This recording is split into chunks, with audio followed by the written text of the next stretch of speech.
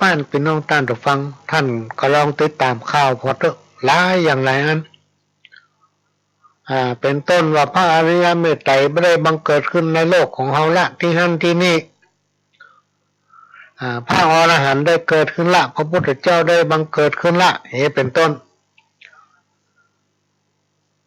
มันข้าวที่ผ่านมาทำเมื่อกี่เดือนที่ผ่านมาก็มีการตัดหัวตัวกอถวายพุทธเจ้ากับพุทธเจ้าเป็นถึงบัญญัติไว้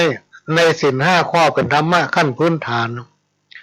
เป็นประสงค์เสริมคนฆ่าสัตว์ตัดชีวิตอันจะไปมีข้อ1ปานาติปาตาเวรมณีสัตว์ทุกชนิดมันมีชีวิตจิตใจเหมือนเราพอตกทำมากิ้มมาเมินต่อใดตัวเองมีความจำเป็นที่ต้องใจไผ่มีงัวหูกำบ้องไผ่มีแปะมีลาที่มันหูกำบ้องมีมันหนึ่งที่จริงมันมีจิตมีใจเหมือนเรานะ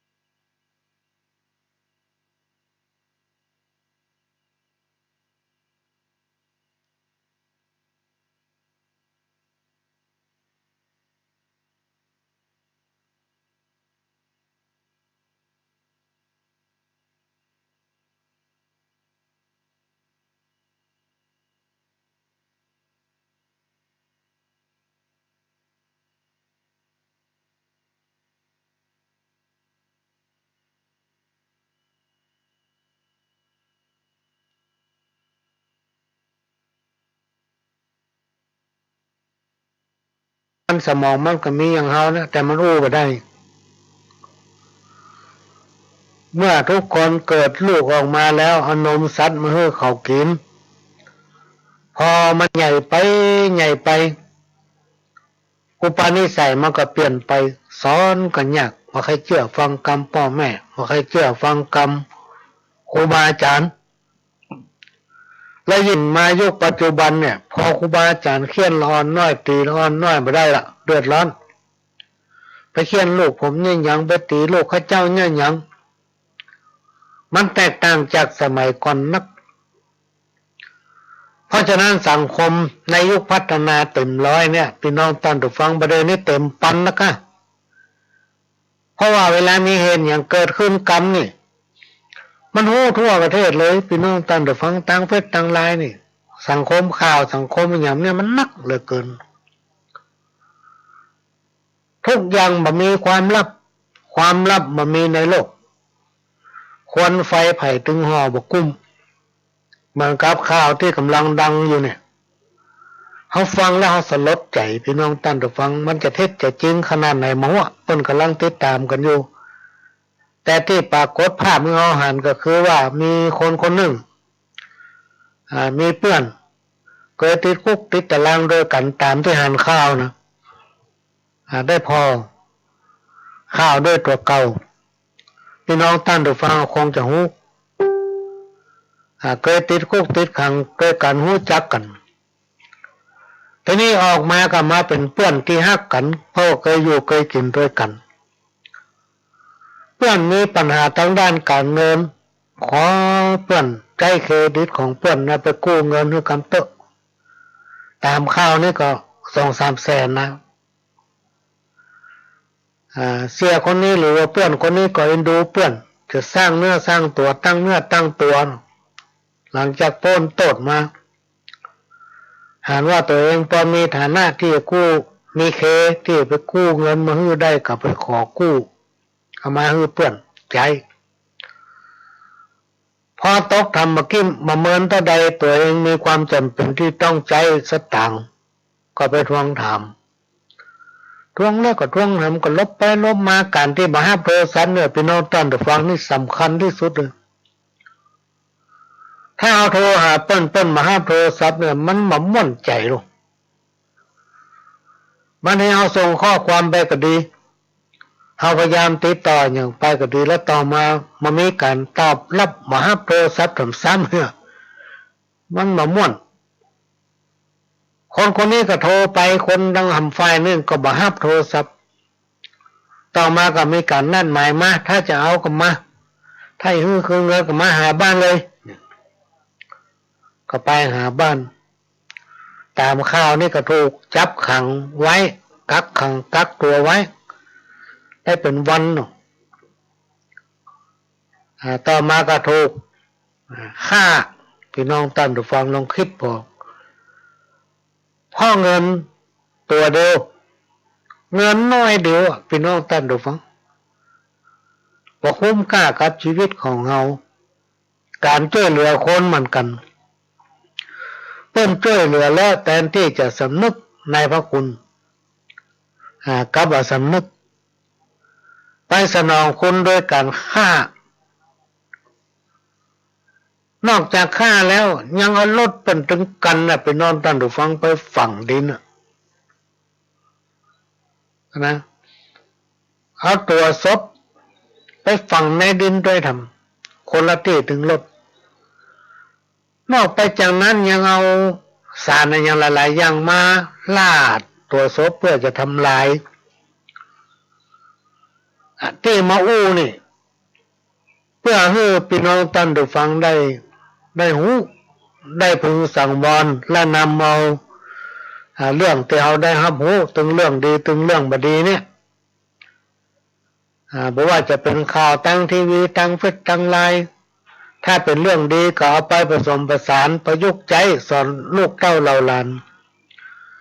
เรื่องไหนที่บดีก็เอามาเป็นอุทาหรณ์เอามาเป็นตัวอย่างว่าจะไปเนี่ยอย่างนี้นะไอ้เนอจะไปทำอย่างนั้นนะไอ้เนอ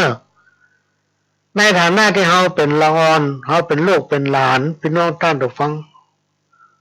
เมื่อเป็นว่ามันบดีเขาต้องรับฟังมันไม่มีอย่าง ที่จะหนีความจริงไปได้ความจริงเป็นสิ่งบัดตายนะเป็นสิ่งบัดตายความจริงก็คือความจริงอยู่วันยังค่ำมีหลายผู้หลายคนเข้าใจผิดปิดบังความบดีของตัวเก่าสิ่งไหนที่ตัวทำบดีแทนที่สำนึกกับบ่สำนึกคิดเข้าข้างตัวเองอยู่เรื่อย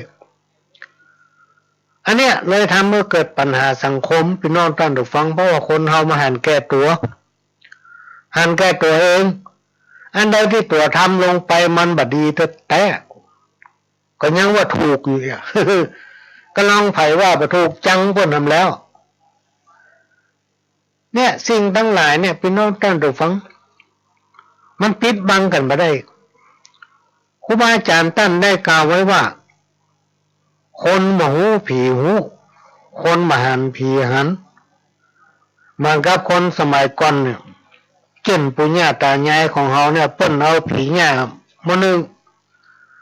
เอาผีหอผีวันเอาผีปู่ดำย่าดำผีปู่ย่านี่ซึ่งเป็นผีขกุลมุนเงาดูแลลูกเต้าเหล่าหลานปรากฏว่าในยุคนั้นสมัยนั้นพี่น้องท่านผู้ฟังก็มีความเจริญรุ่งเรืองทางด้านวัฒนธรรมจารีตหีบห้อยประเพณี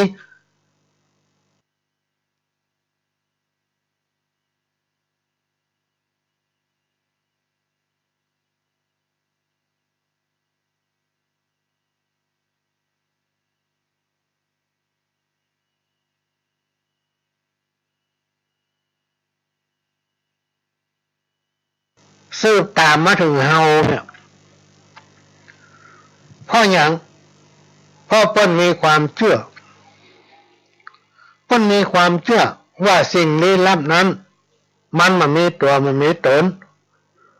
บ่เชื่อก็ลบหลู่บ่ได้อย่างผีปู่ย่าผีหอผีเงินผีปู่ดำย่าดำนี่ผีปู่แสะย่าแสะเนี่ยพี่น้องท่านผู้ฟังลบหลู่บ่ได้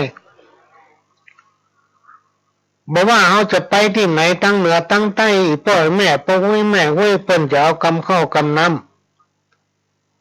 ยกมอนึงขึ้นตั้งเต่าอังโลยกมอนึงขึ้นตั้งก้อนเศร้าเอาให้เข้าเขาตั้งเอาเตียวมอนึงเตียวให้เข้าเนี่ยเขาใส่เขาหลอบเหมือนเขาจะนึ่งเข้าแล้วก็แปลงกำเข้าวาง3ก้นเศร้าเราวางที่หูมอนึงบอกปู่ดำมาดำไม่ได้นี่อีแก้วหรือจันอีมาเนี่ยให้จันตาเนี่ยมันจะไปทำงานเนี่ยการนั้นนี่จะไปห้ามเมาก่อสร้างก็จะไปนั่นนี่ก็หรือมันจะทำบุญก็มันเดี๋ยวนี้อย่างเพิ่นจะบอกเพื่อตัวคุ้มครองรักษามันลูกเต้าเราหลานปากันเชื่อนำปฏิบัติ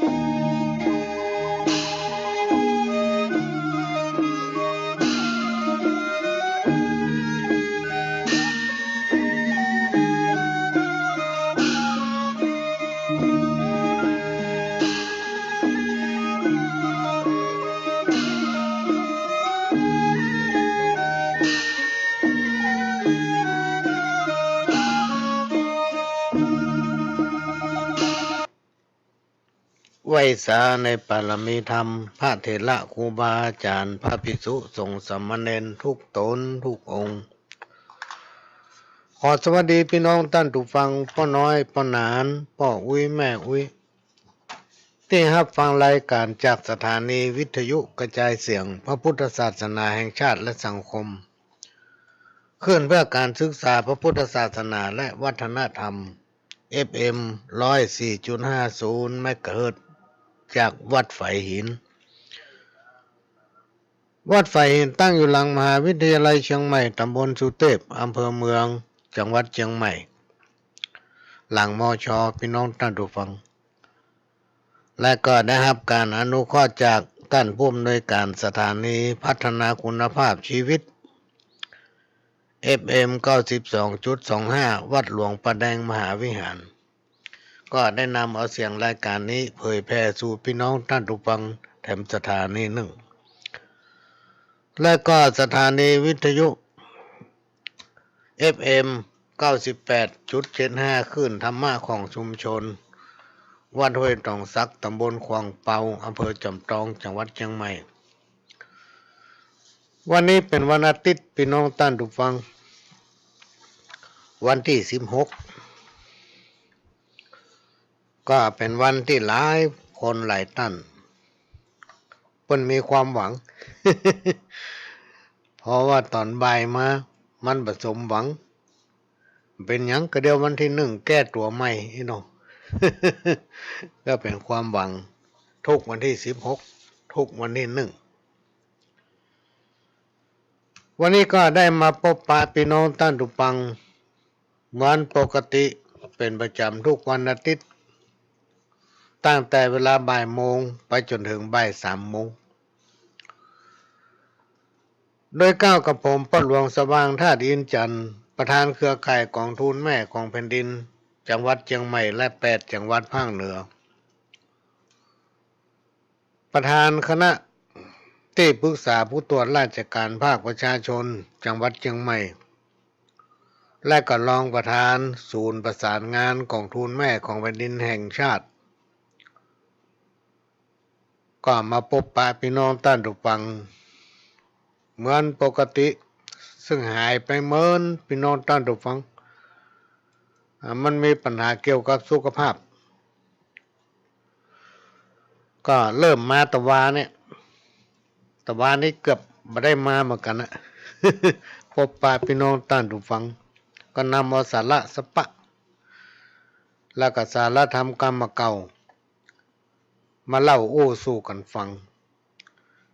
สิ่งไหนที่ฟังแล้วมันมีประโยชน์ฝากไว้ประดับสติปัญญาสิ่งไหนที่ฟังแล้วมันไม่มีประโยชน์ก็ละไว้ในวิทยุหั่นบ่ต้องออกไปใส่อกใส่ใจสิ่งใดที่ฟังแล้วก็ได้ฟังแถมนะสิ่งไหนที่มันมีประโยชน์ท่านก็นำไปใช้ได้ไปประยุกต์ใช้กับตัวเก่าเอาไปประยุกต์ใช้ในการพัฒนาตนเองในช่วงเนี้ยพี่น้องท่านผู้ฟังมันเป็นช่วงที่มีการพยากรณ์ว่าเป็นฤดูหน้าฝนเป็นฤดูฝนนะเข้ามาเต็มตัวเต็มที่แล้วจะมีฝนตก ก็ระมัดระวังน้ำท่วมนะที่จริงแล้วมันก็ตามฤดูกาลแหละพี่น้องท่านผู้ฟังมันเป็นช่วงที่เปิ้นหญ้าให้ไถนาหว่านกล้าแต่ก็ยังบ่หันมีฝนเด้อแต่ว่านี่ร้อนอยู่ในป้อมม่วนอยู่ในป้อมได้มันร้อนต้องอาศัยแอร์พี่น้องท่านผู้ฟังพัดลมนี่นะสู้บ่ไหวสู้บ่ได้เลยอ่ะ เปิดพัดลมก็ร้อนต่างจากสมัยก่อนนักสมัยก่อนนี่นอนยังนอนในมุ้งทำซ้ำ อย่างดีก็จะมีกระดานหนาๆเนี่ยพัดวีอยู่ในมุ้งวับแล้วก็ม้อยรับไปอยู่กันได้อยู่ตามปื้นเก้าไม้ห่มไม้ก็อยู่กันได้มาในยุคปัจจุบันเนี่ยอากาศมันวิกฤตประกอบกับโรคไวรัสโควิด19ที่เขาว่ากันเนี่ยมันเข้ามาทำละพี่น้องท่านผู้ฟังดูเหมือนว่าจะเป็นรอบ3ละมันเข้ามามันมาทางอากาศ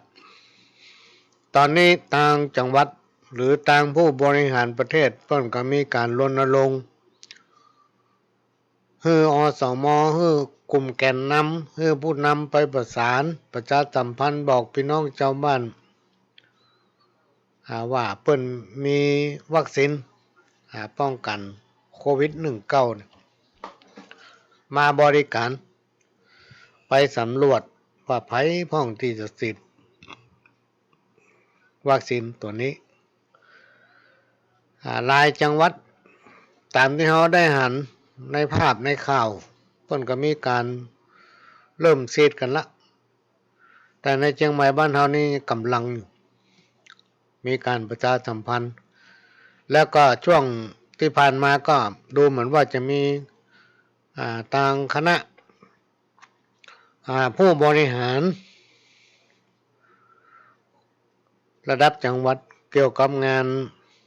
ป้องกันและเฝ้าระวังไวรัสโควิดนี้ก็ได้มีการเริ่มฉีดวัคซีนกันละกับกลุ่มอสมลำดับต่อมาก็ผู้สูงอายุผู้สูงวัยกำลังมีการเริ่มสำรวจกันก็พี่น้องท่านผู้ฟังก็ต้องระมัดระวังรักษาสุขภาพตัวเก่าเพราะว่าโรคนี้ตามที่ได้หูจากสื่อจากอย่างต่างๆเนี่ยซึ่งในช่วงปัจจุบันเนี่ยข่าวสารเนี่ยมันเวยพี่น้องท่านผู้ฟังบ่ว่าจะเป็นทางอินเทอร์เน็ตทางเฟซทางไลน์เนี่ยอย่างมันเกิดขึ้นมาแล้วมันมีข่าวแพร่กระจายฟวยไวรัสโควิดนี้ถ้ามันเข้าหาไผ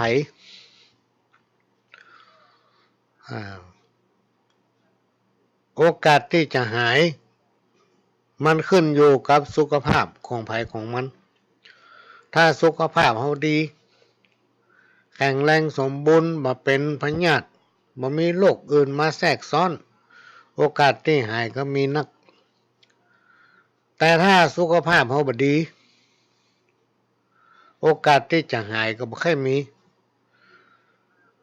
เพราะฉะนั้นก็ต้องระมัดระวังเด้อพี่น้องท่านผู้ฟังป้องกันตัวภัยตัวมันเวลาจะออกไปไหนไปหั่นไปนี่ก็ต้องใส่แมสปิดหูดังเนาะ ถ้าประจำเป็นก็บอกว่าจะไปไหนพี่น้องท่านผู้ฟังบ่ต้องไปไหนเหมือนหลายๆคนเก็บตัวอยู่บ้านถ้าง่อมถ้าเหงาก็แยกการพัฒนาบ้านตัวเก่าไปทำคอกหัวไปทำกลางล่างกลางควงเนี่ยไปทำไปเป็นการคลายมันง่อมมันเหงาเต้าที่ได้ติดตามข่าวสารพี่น้องท่านผู้ฟังก็น่าเอ็นดูพี่น้องที่ไปอยู่ต่างแดนต่างบ้านต่างเมืองต่างจังหวัดที่ไปเนี่ยการทำงานบางที่บางแห่งนั้นเปิ้นมีการประกาศให้หยุดกิจการอันนั้นอันนี้แล้วก็ให้คนงานก็ดีคนรับจ้างก็ดีพักกักตัวอยู่ที่บ้านพักบางผู้บางท่านไปอยู่บ้านเจ้าบางผู้บางท่านก็ไปอยู่บ้านพักที่เพิ่นจัดหาไว้ให้ ด้วยที่รายได้ก็มีนะอาหารการกินก็ลำบากไปไหนก็ไม่ได้กาดก็ไก่ปัญหาความเดือดร้อนก็โตยมาแต่ว่าพี่น้องล้านนาเจ้าเหนือของเราเป็นผู้ที่มีบุญพี่น้องท่านผู้ฟัง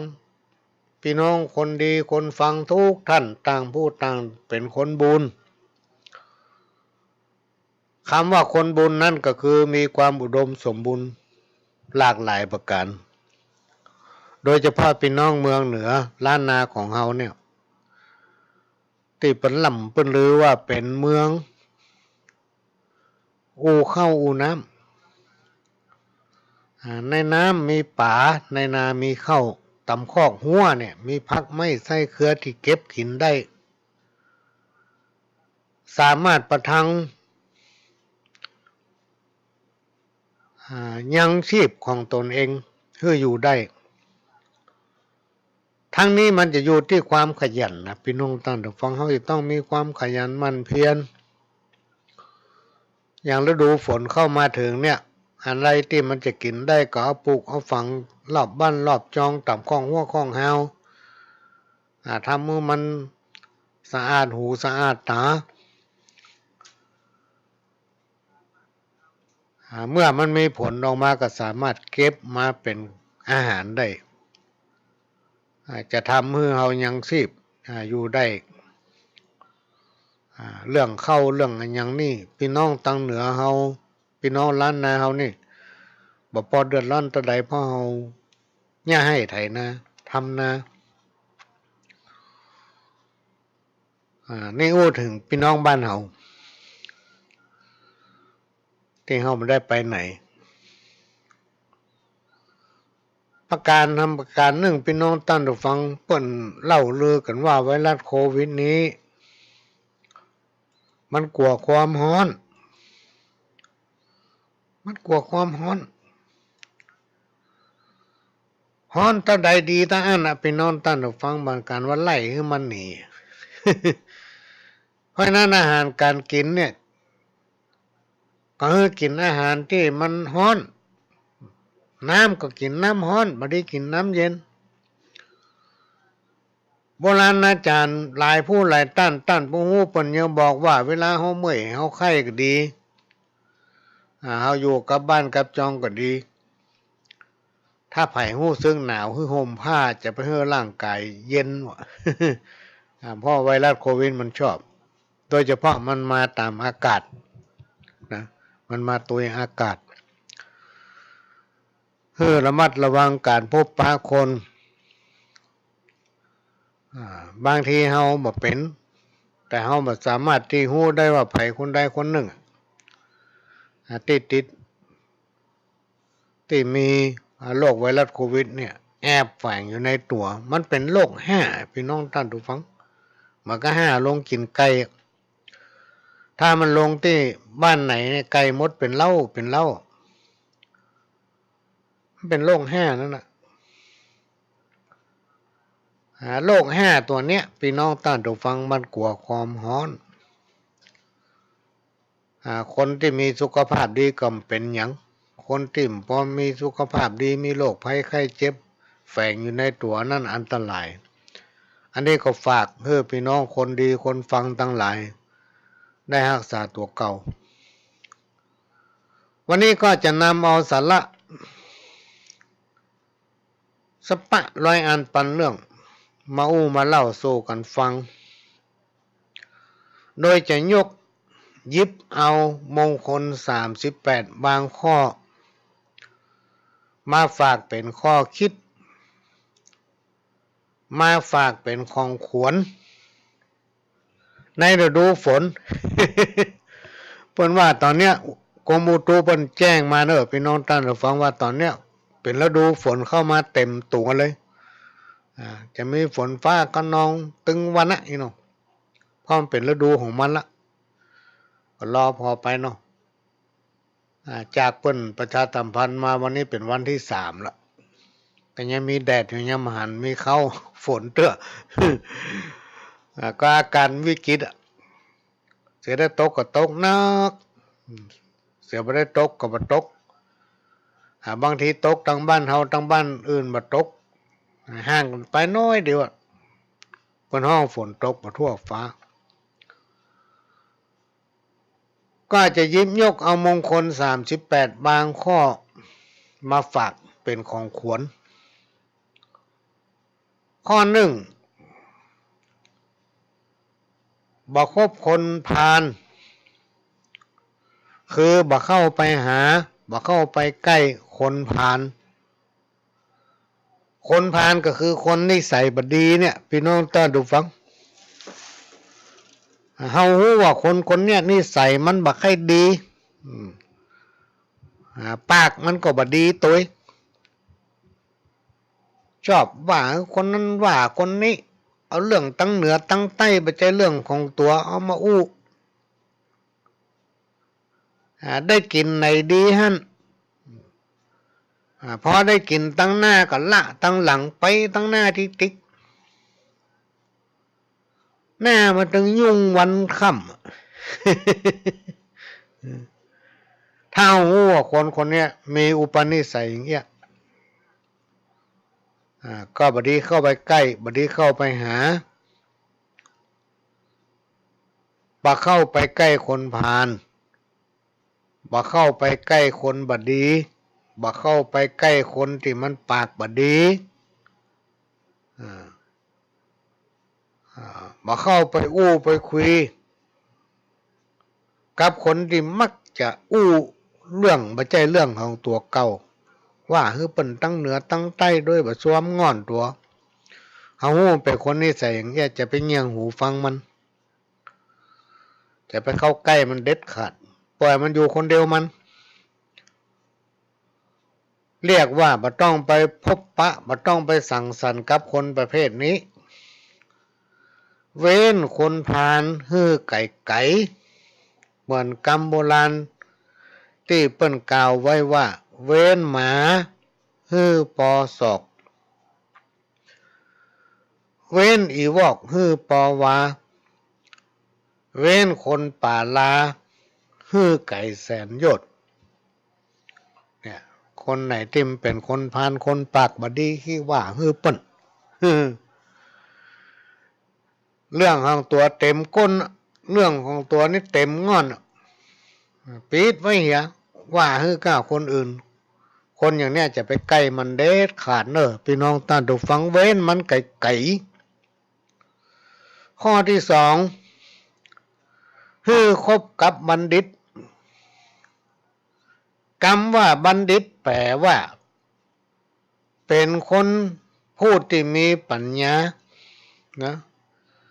คนผู้ที่เปิ้นมีปัญญานั้นเวลาเปิ้นจะเนี่ยจะกระทำการสิ่งใดก็เกิดประโยชน์คุณลักษณะของบัณฑิตเกิดมาเพื่อทำประโยชน์ให้กับตนเองและเพื่อประโยชน์ของคนอื่นบ่ว่าจะเป็นประโยชน์ในปัจจุบันและกับโลกนี้หรือว่าโลกภายหน้าคน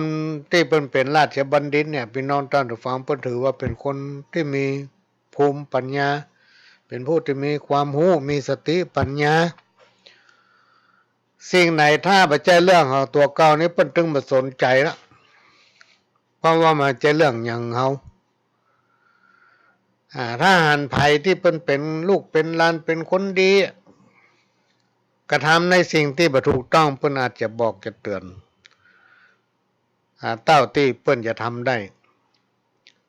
ร้านใดที่มันเกี่ยวข้องกับเปิ้นมันจะเรื่องของเปิ้นนี่มีทางนะยิ่งถ้าเป็นคนที่ปะกันที่ไหนได้เป็น10เรื่องในเปิ้นถึงใกล้เด็ดขาดเว้นเป็นสาวโยชน์ข้อที่สามควรปูจาพูดที่ควรปูจาหรือว่าควรเคารพ คนที่ควรเคารพนะคำว่าปูจาเนี่ยมันมีความหมายหลายอย่างหลายประการปูจามีความหมายถึงสักการะเป็นสักการะอันวิเศษที่นำไปมอบหรือมอบแด่ผู้มีคุณท่านที่มีคุณกับเฮาท่านผู้ที่มีคุณกับเฮาประกอบด้วยพระรัตนตรัยหรือพระแก้วเจ้าทั้งสามประการเถระครูบาอาจารย์ท่านผู้รู้ท่านผู้มีคุณและก็บิดามารดาคือพ่อกับแม่การพูดจาหมายถึงการทำความเคารพนับถือด้วยกายการเคารพนับถือด้วยวาจาและก็ใจไม่ใช่ว่าอู้ยังใจคิดไปยังไม่ใช่นะ การเคารพนับถือก็ต้องเคารพแต่จากใจพี่น้องท่านผู้ฟังไม่ใช่ว่าเสแสร้งมาทำ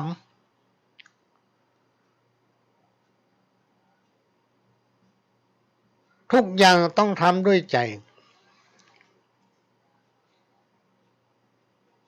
การทำด้วยใจกับเสแสร้งทำเนี่ยมันแตกต่างกันพี่น้องท่านผู้ฟัง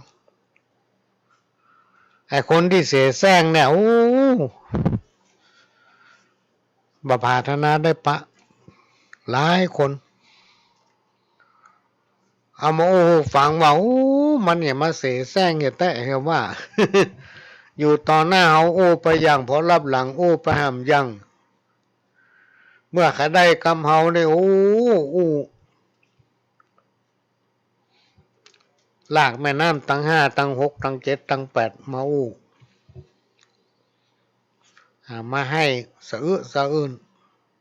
พอได้ไปแล้วลืมอยาก อันนั้นเป็นห้องว่าคนเสแสร้งดัดจริตบ่มีความจริงใจกับไผถ้ามันได้สมใจละหายแซบ ความเคารพนับถือที่เฮาเจ้าพุทธแสดงต่อพระพุทธพระธรรมพระสงฆ์และพระพุทธโอวาทขององค์พระสัมมาสัมพุทธเจ้าที่เฮาทั้งหลายนำมาเป็นเครื่องเตือนสตินำมาเป็นเครื่องนำปัญญาแล้วก็นำปฏิบัติเพื่อมาให้จิตใจคุณมัวเว้นจากการกระทำความบดีทุกอย่างชำระหรือทำให้จิตใจของตนเองผ่องใสถ้าไผ่ทำได้พี่น้องท่านผู้ฟังทำมือฝึกจิตตัวเก่าให้ผ่องใสแจ่มใสฝึกจิตตัวเก่าให้อยู่กับตัวเก่าจะไปตะเลิด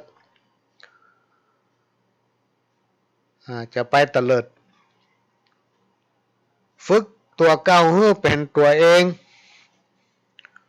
เรียกว่าช่วยเหลือตัวเก่าด้วยกำลังสติปัญญาของตัวเองนะให้คิดถึงตัวเก่าถึงวันมีครอบครัวก็คิดถึงครอบครัวมีลูกมีหลานมีลูกมีเต้าก็ปฏิบัติตนให้เป็นตัวอย่างกับเขาจะไปฟุ้งซ่านจะไปคิดถึงสิ่งที่มันยังมาบ่ถึงเรื่องวันผูกเอาวางไว้หั่นจะไปคิดถึงมันหลายๆคนพี่น้องท่านผู้ฟังนั่งอยู่ที่เดียวคิดไป108,000ประการอยู่หั่นนะเรื่องปีแล้วปีซื้นก็เอามาเรื่องที่มันมีก็เอามาว่าเรื่องไปหน้าที่ยังบ่เกิดก็มาสมมุติฐานคิดไปเลยมองว่าคนนั้นเป็นอย่างอี้มองว่าคนนั้นเป็นอย่างนั้นคนอย่างเนี้ยเป็นห้องว่าฟุ้งซ่านบ่ทำจิตใจของตัวเก่า อยู่กับตนเองเรียกว่าไม่พัฒนาตนเองนะว่าพัฒนาตนเองบ่ทำตัวให้เป็นอย่างถ้าไผ่ทำได้ในการพัฒนาตัวเก่าคือบ่ทำให้ตัวเองฟุ้งซ่านทำในสิ่งที่ควรกระทำเชื่อในสิ่งที่ควรเชื่อนำเอาสิ่งที่มีสาระมาอู้ปฏิบัติตนให้เป็นตัวอย่างแก่คนทั้งหลายคนประเภทนี้พี่น้องท่านผู้ฟังครูบาอาจารย์กล่าวว่าเป็นคนดีด้วยกายและใจโรคภัยไข้เจ็บทั้งหลายก็มาใกล้กินก็ลำนอนก็รับบ่ฝันหายเป็นผู้ที่มีจิตใจงามคำว่าปูจาในที่นี้จึงมีความหมายว่าการกราบไหว้ด้วยน้ำใจอันบริสุทธิ์นะโดยระลึกถึงพระบริสุทธิ์คุณพระปัญญาคุณพระมหากรุณาธิคุณขององค์พระสัมมาสัมพุทธเจ้าซึ่งการบูชามีอยู่2ประการคือ1อามิสบูชาคือการบูชาด้วยอามิสมีดอกไม้ธูปเทียนเป็นต้น2การปฏิบัติบูชาคือบูชาด้วยการปฏิบัติตามคำสั่งสอนที่ห้องว่าพุทธโอวาท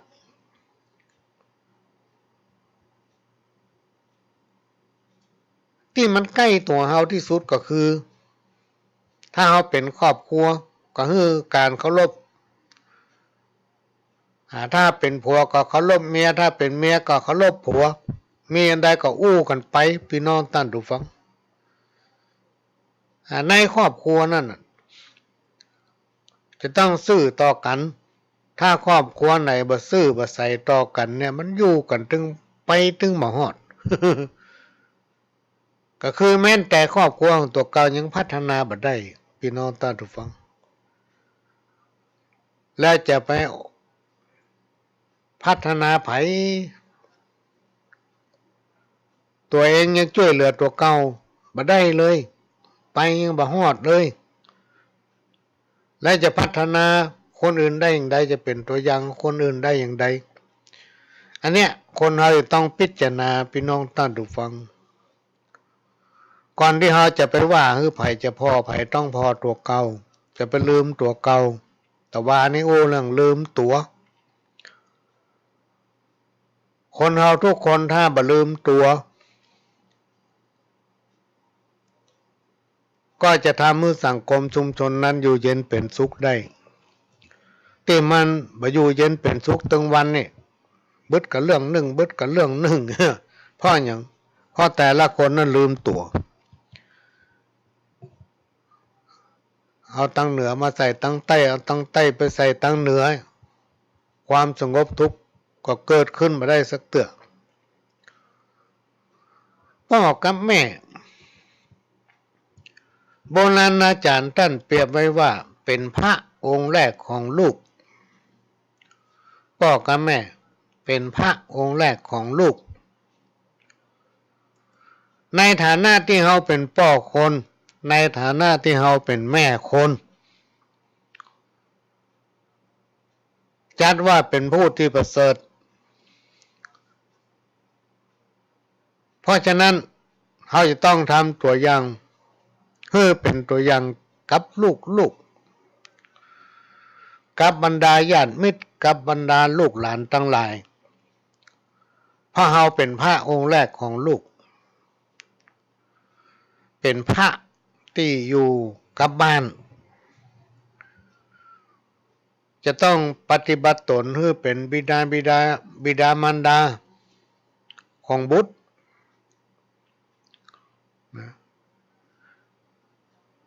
คือสมกับ เป็นผู้ที่มีพระคุณต่อบุตรหลานที่เป็นยกย่องไว้พี่น้องท่านผู้ฟังพ่อกับแม่นี่แม้นเอาภูเขาสิโนราชมาเป็นปากกาเขียนนะเอาน้ำมหาสมุทรถึงมหาสมุทรมาเป็นน้ำมึกเขียนยังปรรณนาเขียนบ่เสี่ยงเลยเพราะมีประคุณนักหนาปาปั้นแต่ในฐานะที่เฮาเป็นแม่เป็นป้อเฮาบ่ได้ปฏิบัติตนให้เป็นตัวอย่างกับเขา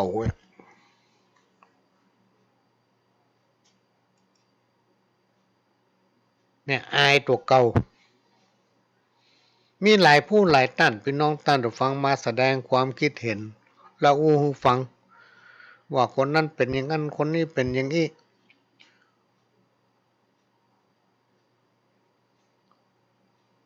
เพราะฉะนั้นการบำรุงการอนุเคราะห์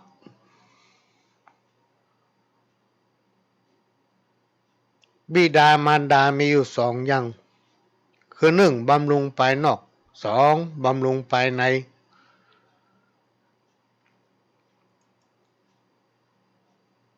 บางผู้บางท่านนี่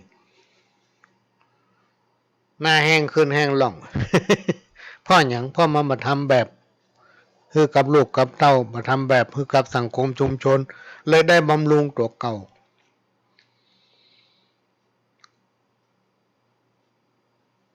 การบำรุงภายนอกคือนอบน้อมโดยกายแสดงถึงความเคารพโดยวาจาสักการะโดยเข้าป่าอาหารของกินที่ท่านชอบเสื้อผ้าที่อยู่อาศัยน้ำอบน้ำหอมน้ำฮ้อนน้ำเย็นล้างเท้าเพื่อกับท่านในโอกาสที่เป็นมงคลปัจจัยสี่จะไปให้ขาดปฏิบัติอุปถากผู้ที่เป็นพ่อเป็นแม่ด้วยยุคด้วยยาในยามที่ท่านบ่สบายเพราะว่าเปิ้นได้เลี้ยงเฮามาแล้วเปิ้นทำตนเองให้เป็นตัวอย่างกับเฮา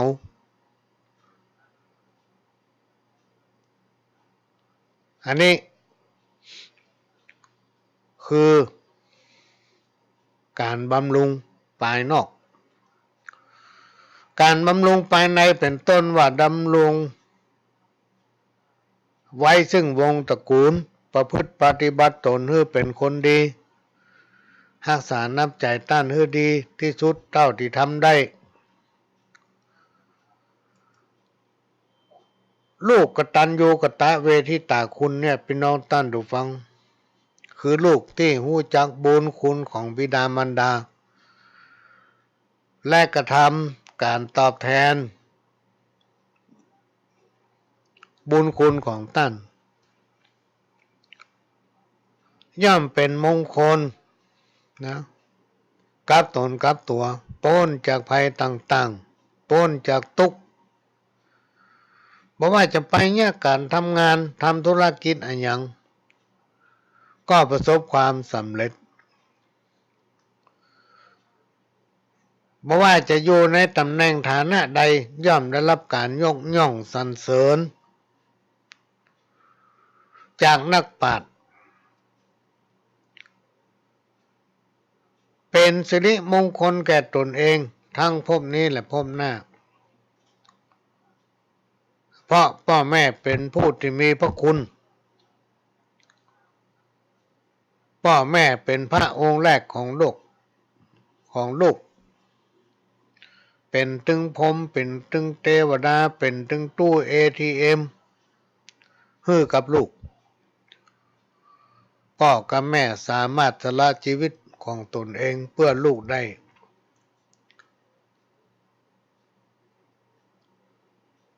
ความกตัญญูเนี่ยพี่น้องท่านผู้ฟังการรู้จักคุณคนนี่มันเป็นกุศลนะพี่น้องท่านผู้ฟังกินบ่เสี่ยงกินบ่หมด ถ้าเฮาบ่ฮู้จักคุณคนเป็นคนที่อกตัญญูบ่ฮู้จักบุญจักคุณคนที่มีพระคุณกับเฮา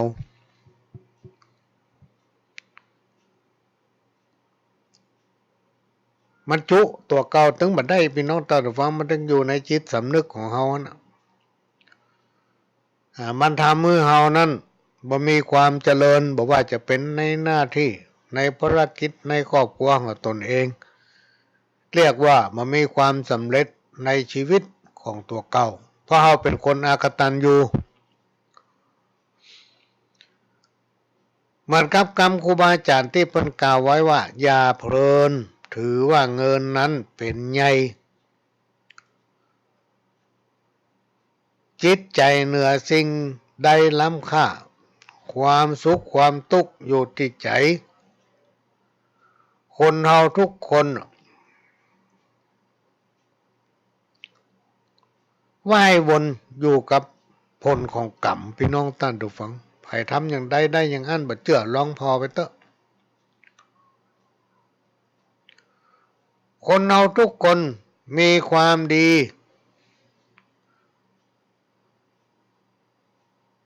ความดีงามเนี่ยบ่ใช่ว่าถึงหมดจะต้องมีข้อบกพร่องเป็นธรรมดาคนเฮาทุกคนจะต้องยอมรับเพราะสิ่งที่กล่าวมานี้คือคนแต่ถ้าคนเฮาทุกคนมองกันในแง่ดีทุกสิ่ง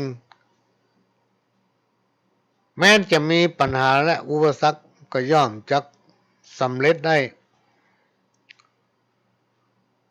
คนเฮาทุกคนต้องรู้จักบังคับตนเองถ้าไผปล่อยตนเองปล่อยตัวไปตามบุญตามกรรมคนผู้นั้นย่อมจังหาความเจริญบ่ได้บางอย่างเฮาอาจจะทำได้คนเดียวแต่บางอย่างเฮาทำคนเดียวบ่ได้หลายๆอย่างพี่น้องท่านผู้ฟังบางทีคนอื่นบ่ฮู้เหมือนครูบาอาจารย์เพิ่นกล่าวไว้แต่จิตของเฮาเนี่ยมันฮู้ที่ว่าสัมผัสที่5สัมผัสที่6น่ะมันฮู้ถ้าสำนึกได้ก็ยังดีอยู่แต่ถ้าสำนึกบ่ได้เป็นบาปเป็นกรรมติดตัวอยู่หั่นน่ะมันถึงมาหายบ่คะถึงมีความสำเร็จในชีวิตของตัวเก่ามีชีวิตที่ขาดคุณธรรมย่อมขาดความสุขอยู่เคียงคู่กับความทุกข์บ่สุขสันต์เหมือนดังโลกนี้ขาดเดือนกับตะวันย่อมมีแต่ความมืดมิดไร้ทิศทางกรรมเกิดจากการกระทำมีถึงกรรมดีและกรรมบ่ดีคำว่าจิตวิญญาณคือสิ่งที่สิงอยู่ในร่างของคนเฮาในขณะที่เฮายังมีชีวิตอยู่ถ้าหากเมื่อใดหรือวันไหนที่คนเฮาเสียชีวิตลงจิตวิญญาณก็ออกจากร่างเที่ยวเตเล่ร่อนไปหาที่เกิดใหม่ทิ้งร่างที่เคยอาศัยอยู่เป็นซากศพบ่มีไผต้องการใครได้ในที่สุดก็ต้องถูกเผากลายเป็นขี้เถ้ากลายเป็นดินกลายเป็นปุ๋ยคืนสู่ธรรมชาติเพราะฉะนั้นพี่น้องท่านผู้ฟังเรื่องของคนกับผีเนี่ยหรือว่าเรื่องของผีกับคนเนี่ยหนีกันบ่พ้นสักวันใดวันหนึ่งคนก็กลายเป็นผี ถ้าฝ่ายผู้ใดยังมีชีวิตอยู่เป็นคนเนี่ยได้ทำบุญนักมีใจบริสุทธิ์มีความจริงใจต่อทุกสิ่งมีความกตัญญูรู้จักคุณของท่านแม้นว่าจะตายไปเป็นผีแถมบ่เมินก็ได้เกิดมาเป็นคน ที่เฮาตั้งหลายมักจะได้ยินคำว่าวัฏสงสารคือการเวียนว่ายตายเกิดเมื่อเกิดมาเป็นคนคำว่ากิเลสมันถึงโตยมาและอาศัยอยู่กับจิตใจของคนเฮาจนตายด้วยเหตุนี้ครูบาอาจารย์ท่านจึงกล่าวไว้ว่ากรรมดีกรรมบดีกิเลสตัณหาอยู่ในตัวของเฮานะพี่น้องท่านผู้ฟังบ่ได้อยู่ที่ไหนสักที่อยู่ในตัวเฮา อันนี้ก็เป็นเรื่องที่นำมาฝากเพื่อพี่น้องท่านผู้ฟังได้นำเป็นข้อคิดไม่ใช่เอามาสอนนะเอามาฝากจำเปิ้นจำไว้แล้วเอามาอู้หูฟัง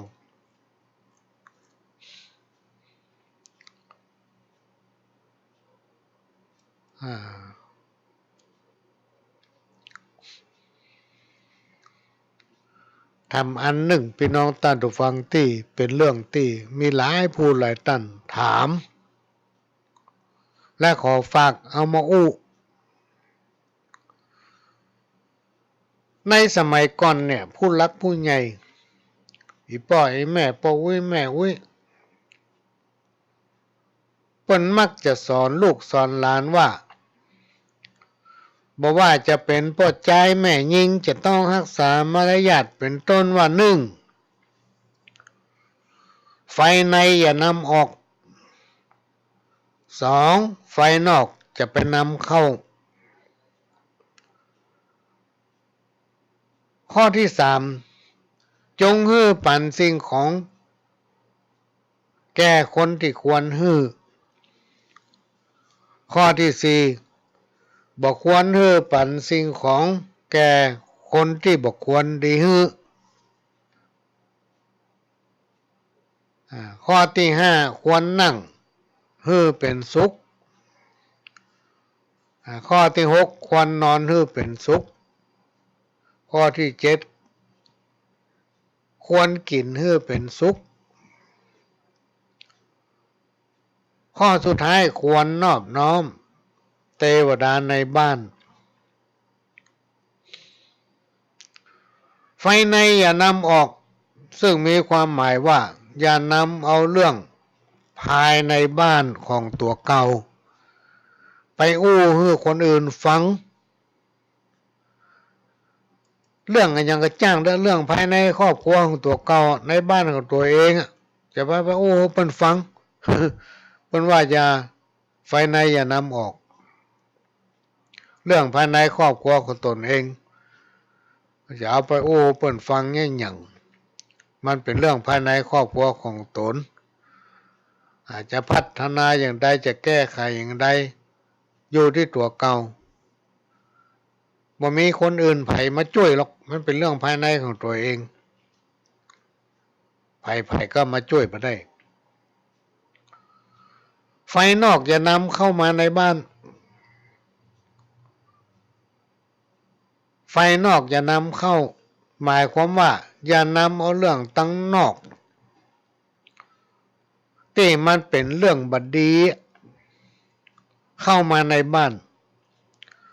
หรือเอามาอู้ในบ้านดีบดีอาจจะกลายเป็นเหตุเกิดเปิ้นมาได้ยินเข้าใส่เดี๋ยวเป็นเรื่องเป็นราว หรือเป็นที่มาของการทะเลาะวิวาทในครอบครัวตัวเก่าจงปันสิ่งของหรือว่าแก้วแหวนเงินทอง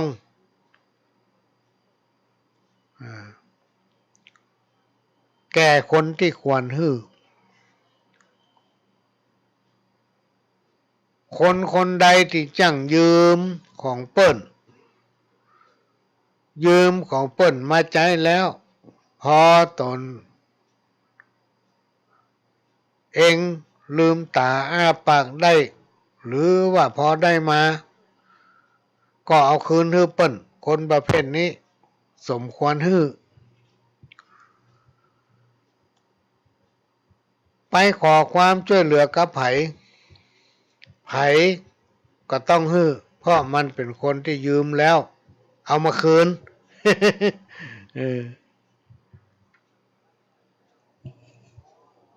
บอกควรสิ่งของแก้วแหวนเงินทองกับคนที่บอกควรบางรายเนี่ยยามตกอับแปงหน้าน้อยตาน้อยมาขอความช่วยเหลือบอกกองป้นช่วยเหลือไปแล้วบ่ยอมคืน จับซ้ำเตือแต่งมาแปลงลืมนะจับซ้ำลายปะเปิ้นหัวบ้านเว้นตั้งห่างบ้าน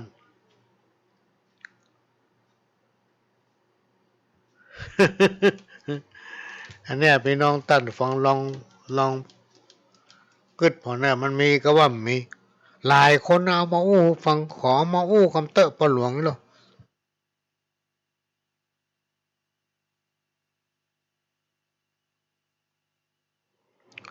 ก็มาอู้ฟังละเนอะควรนอนเป็นสุขถ้าเป็นลูกยิงหรือลูกสะใภ้ก็บดีนอนก่อนพ่อผัวแม่ผัวหรือว่านอนก่อนผู้เป็นพ่อเป็นแม่ของสามีถ้าเป็นลูกเขยหรือลูกชายก็บอกควรนอนก่อนพ่อเมียแม่เมียอันใดที่ควรเนี่ยอันใดที่ควรทำอันใดที่ควรเก็บควรผิดกวดควรพิ้วก็ทำ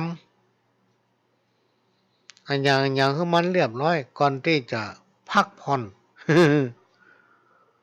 เนี่ยเป็นบอกว่าควรนอนให้เป็นสุขนะนอนให้เป็นสุข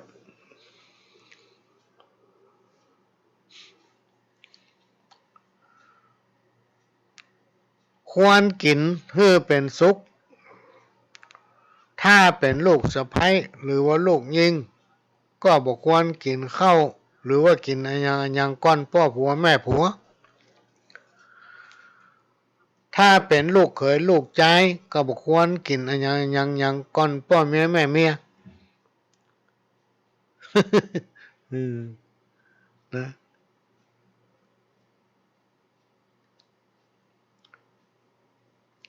จะไปหันแก้กินถ้าเอาไปอยู่กับเปิ้นพี่น้องท่านฟังจะไปกลัวเสียเปรียบควรอ่อนน้อมต่อเทวดาในบ้านเทวดาในบ้านก็คือพ่อเมียแม่เมียพ่อแม่หรือว่าพ่ออุ้ยแม่อุ้ย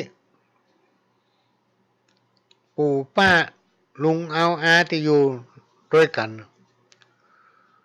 ควรให้ความเคารพจำเกรงอ่อนน้อมเชื่อฟังคำสั่งสอนของเปิ้น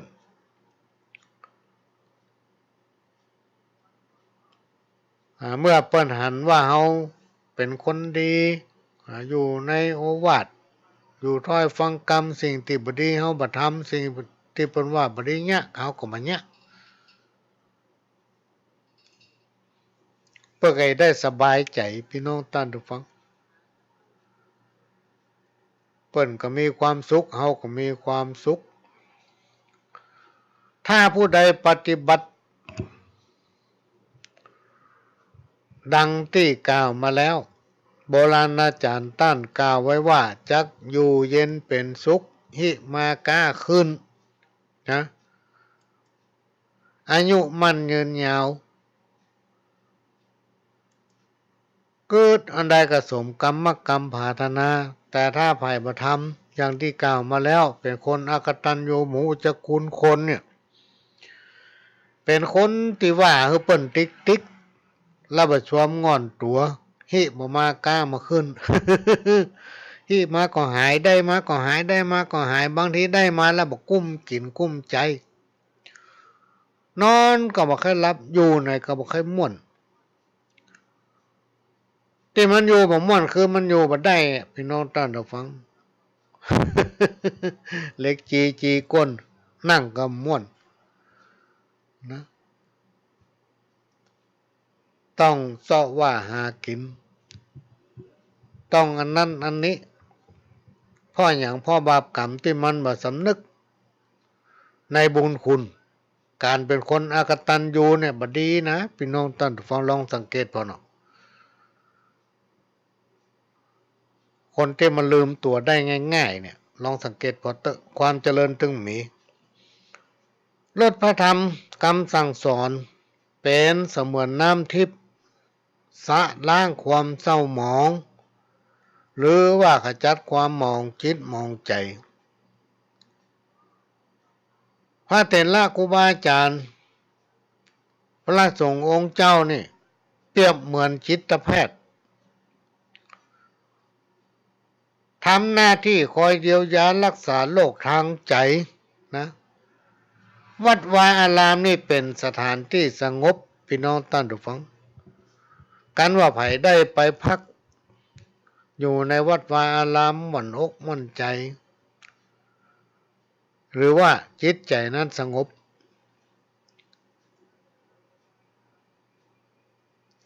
จะทำอะไรอย่างก็จัง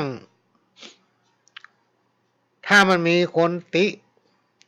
เพื่อก่อครูบาอาจารย์ตั้งกล่าวว่าเหมือนมีบ่อทองคำถ้ามีคนมาพอแล้วมาติเพื่อก่อมาสั่งมาสอนเหมือนกับเฮาปะบ่อทองคำจะทำอะไรอย่างถ้ามีคนคอยแนะนำเหมือนได้ฟังธรรมร้อยกันชีวิตของคนเฮามนุษย์ที่เกิดมาอยู่ร่วมโลกเดียวกันถึงวันนี้ทุกชีวิตจะหนีบ่พ้นกับการต่อสู้เหมือนกันที่ว่าชีวิตคือการต่อสู้กับวิถีของชีวิตของแต่ละคนที่หันก็คือต่อสู้กับภัยธรรมชาติต่างๆอย่างโควิดประเดี๋ยวเนี่ย เราจะต้องรวมพลังและต่อสู้กับมันแล้วในที่สุดพี่น้องท่านผู้ฟังเราก็จะต้องชนะไอ้โรคโรคร้ายอย่างตั้งหลายแล้วเนี่ยมันก็ต้องพ่ายแล้วก็หนีไป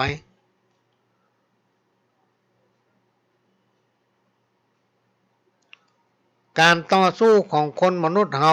แถมประการหนึ่งก็คือการต่อสู้กับมนุษย์ด้วยกันกับคนด้วยกันเนี่ยเพราะว่าจะเป็นการต่อสู้ทางด้านความคิดและปัญญาประการสุดท้ายก็คือการต่อสู้กับเหตุการณ์ประจำวันคนมนุษย์เฮาทุกชีวิตต่างจะต้องได้พบได้ปะกับอย่างต่างๆนี้ถึงบ่พ้นทุกคนพี่น้องท่านฟังจะต้องได้ปะอุปสรรคต่อการพัฒนาที่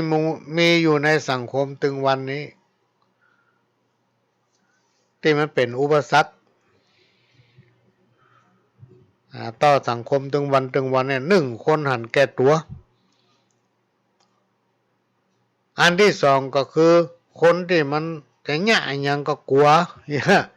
จะแย่ยังก็กลัวเพราะเขาว่าเก่งกลัวต่ออำนาจมืดอันที่สามคือการขาดความสมัครสมานสามัคคีอันที่สี่ก็คือถือทิฐิแต่ละคนเนี่ยถือทิฐิมายอมไปมาหาสู้กัน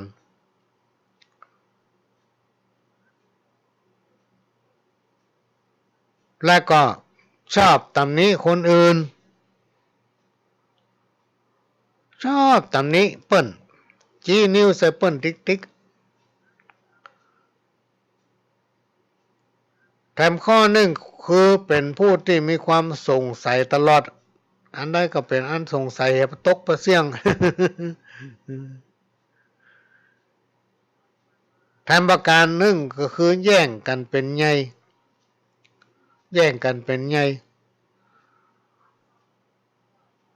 แม้นจะหูว่าอาจิลังวัตยังกายโยนิจังทุกขังอนัตตาอันใดมันก็ตึงใจเที่ยงแต่แน่นอนสักอันนะ ที่เฮาอยู่ถึงวันเนี่ยเหมือนกับเฮาอยู่บนโรงละครเป็นละครแห่งชีวิตแล้วในที่สุดแต่ละคนก็ไม่ได้อย่างไปซะคนตายเป็นผี โดนเผากลายเป็นขี้เถ้ากลายเป็นปุ๋ยเหมือนกันหมดก็ยังมาแย่งกันอยู่สิ่งดีสิ่งเด่นเปิ้นฮ้องว่าเป็นผู้ที่อ่อนการศึกษาเป็นผู้ที่มีความด้อยทางด้านจิตปัญญาบอกว่าจะทำอย่างเนี้ยอย่างหวังก็จะได้สินจ้างรางวัลอย่างเดียวอันเนี้ยคือภัยพี่น้องท่านผู้ฟังและอุปสรรคต่อการพัฒนาตนเองและพัฒนาอย่างต่างๆในสังคมจิตที่สงบหรือจิตที่บริสุทธิ์3ประการก็คือจิตสะอาดจิตสว่างจิตสงบนะ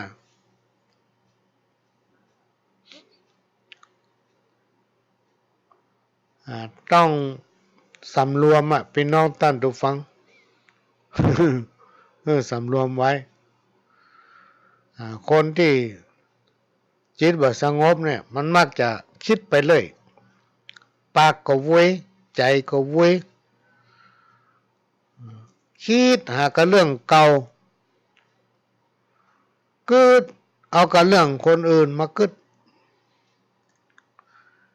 ถึงกับเรื่องอกุศล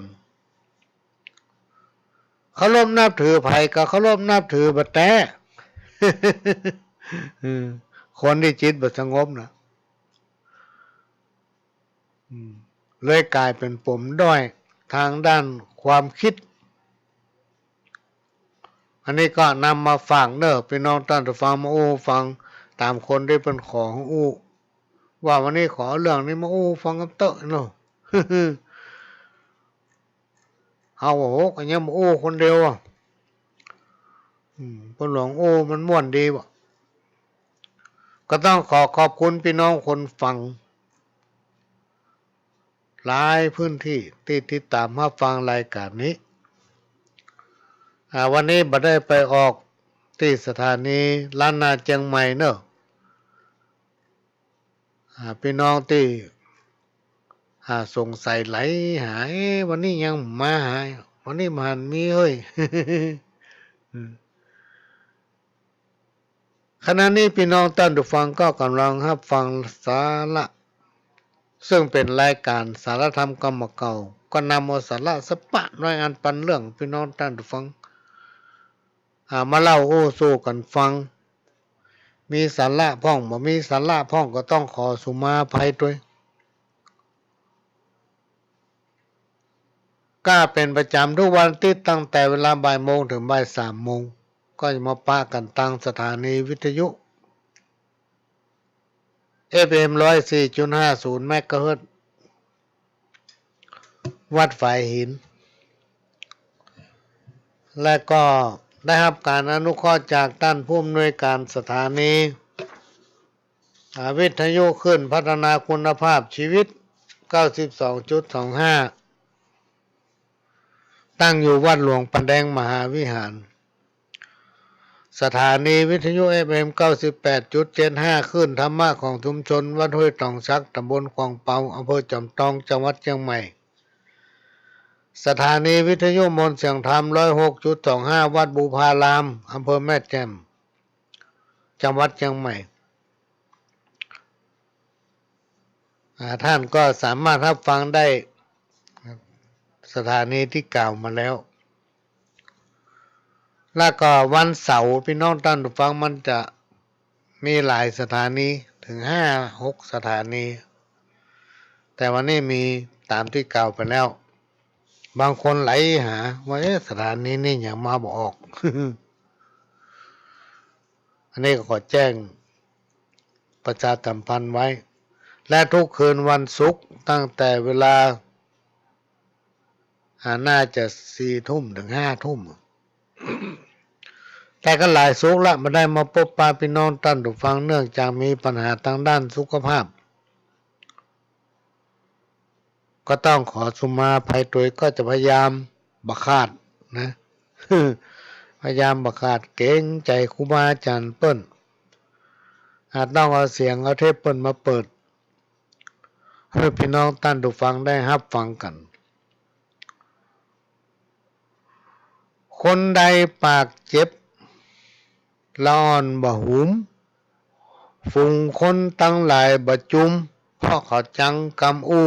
อันนี้เป็นกรรมเก่าเนอะ ยามเดือดร้อนบุ่นวายในใจ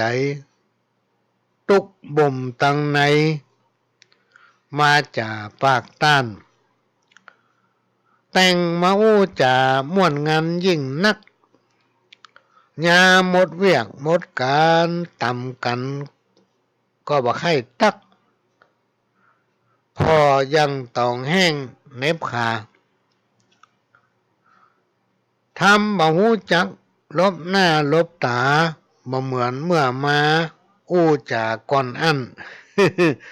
อันนี้เป็นกรรมโบราณบักเก่าเพิ่นว่าคนเฮาเนี่ยไปนอนตันดูฟังเวลามีความทุกข์อกทุกข์ใจเนี่ยถ้าได้หยังก็มาหาเปิ้นอู้จะม่วนพอได้ไปแล้วได้ดีได้ดีขึ้นมาลืม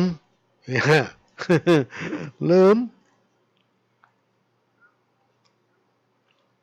มาให้พอหน้าพอตาละมาให้มาใกล้เลยลืมกรรมเก่ากรรมหลังกรรมโจมของคนเท่าตะกอนเงินทองสิ่งทรัพย์บ่มีไผปามาแต่ต้องบาปบุญและกรรมบ่มีไผช่วยป้องต้องรับโทษด้วยตนเองบ่นับถือทุกพระหรือนับผ้าเหลืองที่เปิ้นเอาห่มเอาตุ้มเลี้ยงมาหลายมันจังตายเป็นวอไผทำกรรมหลายระวังเนินไหนกรรมมันจักไล่โดยคนแม่หญิงดีนั้นบ่นอกใจผัวบ่ไปเมามัวกลับใจต่างบ้านกลับใจต่างบ้าน จิตใจคนมนุษย์ยากสุดอย่างตึกบางแต่เฮาพอตั้งนอกเป็นคนซึ่งตึงแต่ในใจเปิ้นดีทีถ้อยจับใส่ซ้ำคนพอตั้งนอกสดใสตั้งในชื่นจ้อยต้องมันแยงกอยพอพิษใส่นอกสดในหากคบได้เป็นมิตรชีวิตจักได้กำไร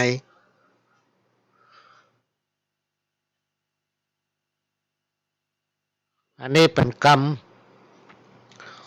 ที่คนตะกอนเพิ่นเปรียบเตรียมไว้พี่น้องท่านผู้ฟังก็จะเทปเก่าแต่ว่ามาคือฟังสักกรรมหนึ่งก็เดี๋ยวขอพักสักกรรมเนอะพี่น้องท่านผู้ฟังขอพักยกสักกรรมหนึ่งก็อย่างที่ฟังว่ามันสุขภาพช่วงเนี้ย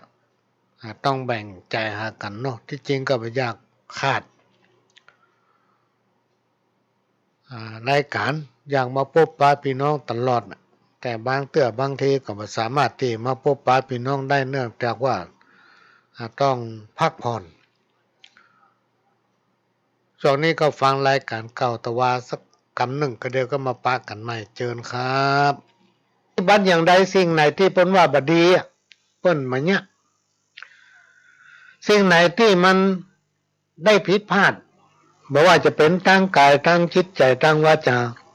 ก็จะไปปรึกษาปู่แม่ก็มีการสุมมาปู่ดำย่าดำสุมมาปู่ย่ามีข้าวตอกดอกไม้น้ำขมิ้นชมปล่อยก็สามารถทำให้อยู่เย็นเป็นสุขได้พี่น้องท่านผู้ฟังแต่ในยุคปัจจุบันเนี่ยมันต่างกัน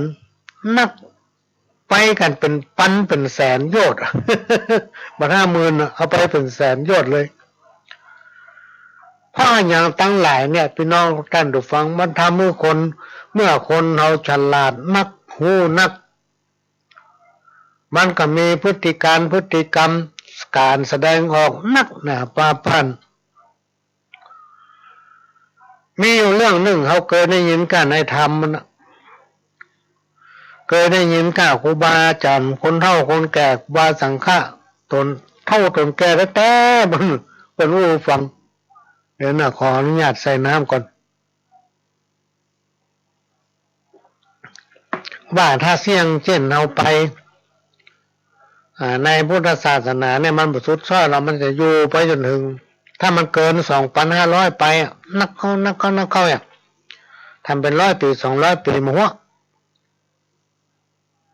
แล้วมันจะสุดไปโหมันสุดไปอะไรเงี้ยได้อ่ะเอาถามเนาะเพิ่งก็บอกมันจะมีพระอริยเมตไตรตนที่จังมาไปหน้าเนี่ยมาเกิดมาสร้างโลกนะถึงคนยิงคนใจเนี่ยจะต้องปรับเนื้อปรับตัวให้เป็นคนดีมีศีลมีธรรมจริยธรรมคุณธรรมนะถึงจะเป็นคนที่อยู่ในโลกนี้ได้ก็แสดงว่ามันจะมีการล้างโลกไปกำหนึ่งตามตำนานที่คนเฒ่าคนแก่เพิ่นว่าไว้นะมันก็โรค5ไวรัสเนี่ยก็หลวงจะว่าโรค5เนอะพี่น้องท่านทุกฟังโรค5ลงมากินบ้านกินเมืองมันจะล้างคนดื้อคนรั้นคนที่บอกฟังไผ่เพิ่นว่าจะไปเนี่ยมันเนี่ยเพิ่นว่าจะไปมันไปคนประเภทเนี้ยมันจะไปปะมันจะมีพระอริยเมตไตรตนจังมาไปหน้าลงมาบังเกิดในโลกเพื่อจะมาโปรดสัตว์โลกก็คือโปรดคนเฮามนุษย์ทั้งหลายรวมถึงสรรพสิ่งแต่ในเมื่อสังคมมันมีการพัฒนาไปไกลพี่น้องท่านผู้ฟังจนว่าจิตใจคนเฮาเนี่ยพัฒนาตัวมันบัดตันอันนี้เราต้องยอมรับว่าในยุคปัจจุบันเนี่ยหลายๆสิ่งหลายๆอย่างที่เฮาพัฒนาใจเฮาเนี่ยพัฒนาตัวเฮาเนี่ยตัวมันบัดตันไล่มันบัดตันพี่น้องท่านผู้ฟังเมื่อเราพัฒนาทางด้านจิตใจไปตามสถานการณ์การเจริญของโลกยิ่งในยุคปัจจุบันที่เฮาฮู้เฮาปรับตัวเฮาตัวมันบัดตันเฮาก็จะเสียหูเมื่อเราปรับตัวเราพัฒนาไปบัดตันมันจะเสียหูใจเสียหูอย่างใดพี่น้องท่านผู้ฟังก็คือการเชื่อคนง่ายฟังแล้วก็เชื่อละเพราะอย่างพ่อพัฒนาตัวเขาไปบัดตันปุ่นมันมีข่าวเกิดขึ้นนักหนาปาป้านพี่น้องท่านผู้ฟังท่านก็ลองติดตามข่าวพอเถอะหลายอย่างหลายอันเป็นต้นว่าพระอริยเมตไตรไม่ได้บังเกิดขึ้นในโลกของเฮาละที่นั่นที่นี่พระอรหันต์ได้เกิดขึ้นละพระพุทธเจ้าได้บังเกิดขึ้นละเป็นต้นเหมือนข้าวที่ผ่านมาทำเมื่อกี่เดือนที่ผ่านมาก็มีการตัดหัวตัวก็ถวายพุทธเจ้ากับพุทธเจ้าเป็นถึงบัญญัติไว้ในศีล5 ข้อเป็นธรรมะขั้นพื้นฐานเพิ่นประสงค์เสริมคนฆ่าสัตว์ตัดชีวิตท่านจะไปมีข้อ1ปานาติปาตาเวรมณีสัตว์ทุกชนิดมันมีชีวิตจิตใจเหมือนเฮายิ่งของอาหารการกินเฮาเนี่ยพี่น้องท่านผู้ฟังเพิ่นมาส่งเสริมถ้าเฮากินเต้าก็เฮาส่งเสริมลองสังเกตประวัติของครูบาเจ้าประวัติของนักบุญต่างหลายในล้านนาของเฮาเนี่ยครูบาอาจารย์เจ้าทุกตนบุญที่เฮาว่าตนบุญน้ำพริก5เพิ่นยังบ่กินน้ำพริกปลาแห้งเพิ่นก็ยังบ่กินของที่มันตายแล้วแทนเพิ่นจะกินเพิ่นยังบ่กินแล้วเพิ่นกินอีหยังกินน้ำพริกถั่วเน่ากินน้ำพริกถั่วเน่ากับผักลวกตนบุญของเฮาเนี่ยพี่น้องท่านผู้ฟังลองนึกย้อนหลังแล้วก็สืบถามประวัติพอเถอะเพิ่นบ่เบียดเบียนหยังแล้วบ่ส่งเสริมหยังปฏิบัติอยู่อย่างนั้นตลอดอายุพอจะเป็น7-80ถึงจะได้เป็นครูบา เพราะฉะนั้นพี่น้องท่านผู้ฟังความเชื่อที่มันบังเกิดขึ้นกับคนในยุคปัจจุบันซึ่งเป็นยุคที่โลกสังคมมีการพัฒนาการก้าวไกลไปหลายแสนยศพัฒนาลุดหน้าไปเกินกว่าที่จิตใจของเราจะพัฒนาตัวหาได้ก็เลยมีการหลอกลวงทุกรูปแบบมีวันหนึ่งปหลวงนั่งดูข่าวได้ประวัติย้อนหลังของท่านหนึ่งซึ่งเป็นผู้ที่มีความใจบุญ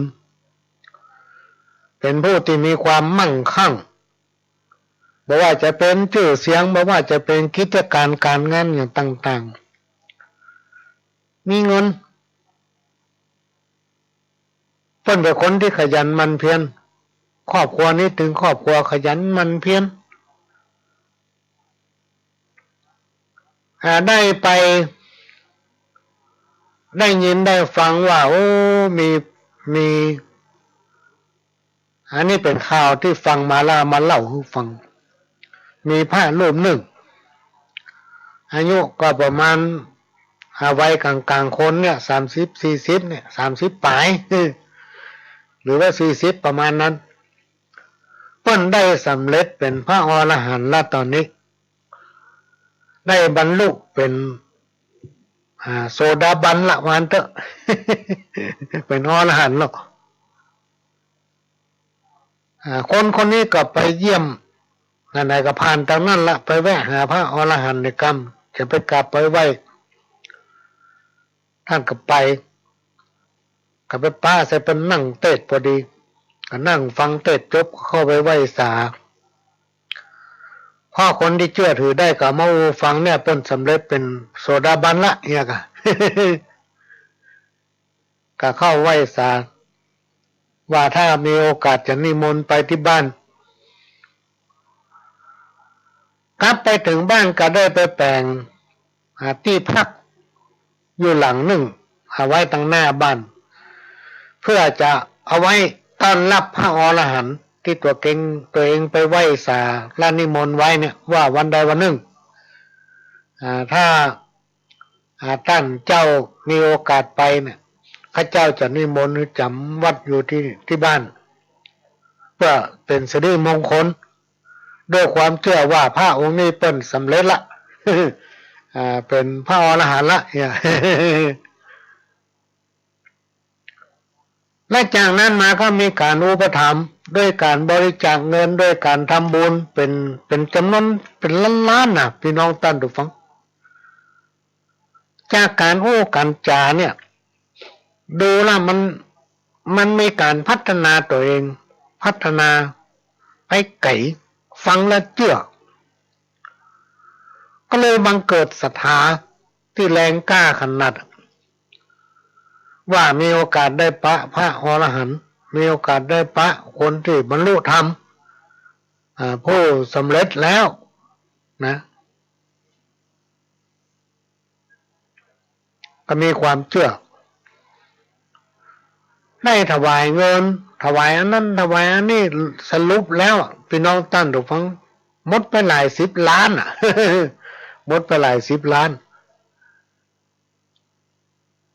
อันนี้ก็บอกล้ามาเลยว่าเป็นไผเพียงแต่ฟังตามที่ได้ยินข่าวมาและเป็นเรื่องจริงด้วยจากนั้นมาก็มาดูพฤติกรรมไม่ได้ดูคบกันไปคุกคีกันไปพอพฤติกรรมมันอันนี้มันน่าใจพระอรหันต์นะ อันนี้มันไม่ใช่พระโสดาบันละกานี่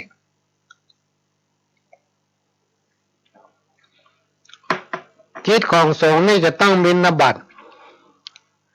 กิจของสงฆ์จะต้องสวดมนต์ภาวนาเนาะโดยเฉพาะการทำวัดเช้าทำวัดเย็นบางถ้าเป็นพระถึงชั้นอรหันต์เนี่ยเพิ่นจะฉันเข้าเป็นเวลาเนาะมาฉันไปเลยเพิ่นจะบ่ถือของที่มีราคากล้าสินอย่างพ่อเป็นผู้ที่เสียสละแล้วเ ปิ้นจะประกอบโกยแก้วแหวนเงินคำเพื่อเอาไปอันนั้นอันนี้จากกันที่ได้คุกคีได้คบได้นั่งอู้ได้พบได้ปะกันโอ้สตางค์เต็มถุงเต็มกระเป๋าบางเตื้อเอามานับเพื่อกันพ่อเป็นล้านๆเนี่ยอันนี้มันแก้พระอรหันต์นะก้าเพื่อมานึกได้ตอนหลังพี่น้องท่านผู้ฟังตัวเองก็ได้ในฐานะที่เป็นคนพุทธเป็นคนที่มีความเลื่อมใสในพระพุทธศาสนาต้องการสร้างความเจริญรุ่งเรืองสืบต่ออายุของพระพุทธศาสนาให้เกิดความเจริญรุ่งเรืองไปสืบเจนลูกเจนหลานก็ได้ถวายไปนักเป็นหลายสิบล้าน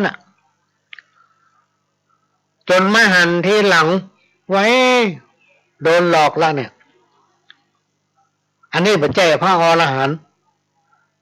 บัจเจพระพุทธเจ้า บัจเจโสดาบันที่ขอมาหูฟังเพราะมันมีการปฏิบัติเหมือนผู้ที่เป็นพระโสดาบันเหมือนพระสงฆ์ที่เป็นถือเหมือนครูบาเจ้าเหมือนอย่างที่หันมาทำประการหนึ่งอายุก็ยังหนุ่มน้อยการปฏิบัติตนที่จะเป็นพระอรหันต์ได้นั้นจะเป็นครูบาเจ้าได้นั้นต้องปฏิบัติพี่น้องท่านผู้ฟังแสนยากลองไปสืบถามพ่อประวัติของครูบาเพิ่นเพื่อสำนึกได้ก็ได้ถวายไปหลายนะแต่เพิ่นก็ไปเสียดายเพราะเพิ่นถือว่าเพิ่นจะทนุบำรุงพระพุทธศาสนาเจตนาเพิ่นมีงั้นในที่สุดก็มาฮู้ว่าโดนหลอกโดนต้มโดนแสดงละครเหมือนเป็นเล่นอีเกฮือพ่อก็ไม่ได้โทษไผพี่น้องท่านผู้ฟังเปิ้นบัดโทษกรรมบัดโทษเวรบัดโทษอันนั้นบัดโทษอันนี้บัดโทษคนที่มาบอกมาโฆษณาว่าโอ้เปิ้นเป็นพระอริยสงฆ์เปิ้นเป็นพระโสดาบันละองค์นี้อันนั้นอันนี้ทั้งที่ตัวเองก็ฮู้ว่าเปิ้นก็หนุ่มน้อยอยู่อายุ30ปลาย40มันจะเป็นพระโสดาบันไปมียังไงสรุปแล้วต้องโทษตัวเก่าว่าตัวมีความศรัทธาเลื่อมใสแต่ขาดปัญญาเพราะตนเองไม่มีปัญญาไม่ใช้ปัญญามีปัญญาและบัจจัยปัญญาถือว่าบ่มีปัญญาคือมีความเชื่อและบัจจัยปัญญาพี่น้องท่านผู้ฟังเพราะฉะนั้นศรัทธาเนี่ยไม่ต้องประกอบด้วยปัญญาบัจจัยว่ามีก็ศรัทธาอย่างเดียวไผบอกอย่างก็เชื่อไผบอกก็ฟังในหลักของพระพุทธศาสนาเนี่ยพี่น้องท่านผู้ฟังเพิ่นจะสอนคนว่าพี่ฮู้สองน้องฮู้หนึ่งนะโดยเฉพาะจิตของสงฆ์เนี่ยพี่น้องท่านผู้ฟังเพิ่นจะมีไว้บัญญัติไว้เฮาจะอายุ7-80ก็จ้างเด้อเฮากล้าบวชตะวาเนี่ยก็ต้องเคารพผู้ที่มีพรรษาสูงกว่าผู้ที่บวชสูงกว่าเฮาถึงแม้ว่าเขาจะอายุน้อยนะแล้วการจะบวชบ่ใช่ว่าบวชได้ง่ายๆในสมัยก่อนนั้นมันต้องเอาไปอยู่วัดอ่านธรรมอ่านสูตรอ่านธรรมะเจ้าธรรมะเย็นอ่านปอนโดยเฉพาะสูตรมนต์เนี่ยจะต้องท่องได้คำปากอยู่วัดมาเป็นเวลาหลายปีเพื่อปรับอุปนิสัยต่อมาถึงจะบวชได้เนี่ยมันมีบทบัญญัติแต่ในยุคปัจจุบันมันมีการพัฒนาไปไกลมีความเจริญลุดหน้าเกินไปคนมันฉลาดนักขึ้นคนมันหูนักขึ้นก็มีการบวชไปเลยเป็นต้นว่าบวชเฉลิมพระเกียรติห้องเฉลิมพระเกียรติไผ่มาหัวบอกว่าเฉลิมพระเกียรติอันนั้นอันนี้ในโอกาสวันเกิดห้องวันสำคัญในทางพุทธศาสนาห้องวันอันยังเป็นอันยังบอกว่าเอาคนมาบวช เป็นห้องว่าเป็นบางทีกับบวชภาคฤดูร้อนพวกอย่างต่างๆบางผู้บางท่านอยู่บ้านคำว่าอยู่บ้านคฤหัสถ์คฤหัสถ์เจ้าบ้านเนี่ยจะต้องทำมาหากินโลกพี่น้องท่านทุกฟังจะต้องเป็นคนที่มีความขยันหมั่นเพียรต้องมีความรับผิดชอบในตนเองถ้าตื่นมาแล้วก็เอวแล้วก็ไปเสาะกินไปอยู่ที่ไหนไผก็ถึงมาชอบเพราะมันมีความขยันหมั่นเพียรมันมีความรับผิดชอบในตนเองบางคนอยู่คนเดียว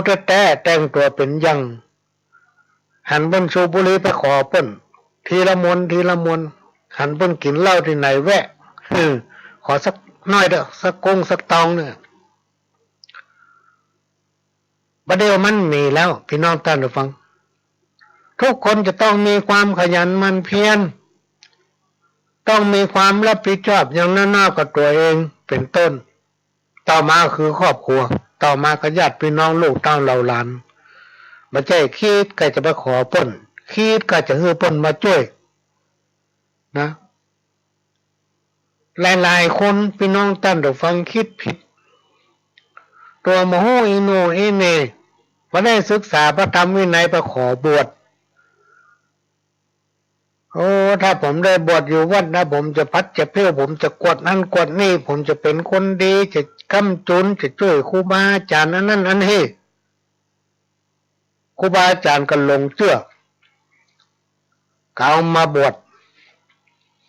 ในที่สุดสร้างปัญหาขึ้นกันนักหนาป้าป้านพี่น้องท่านผู้ฟังปัญหาสังคมที่มันเกิดขึ้นในแวดวงสงฆ์ถึงวันเนี่ยพอเอาคนมาบวชไปเลยบวชภาคฤดูร้อนบวชเนื่องจากอันนั้นเนื่องจากอันนี้เสร็จแล้วบ่ศึก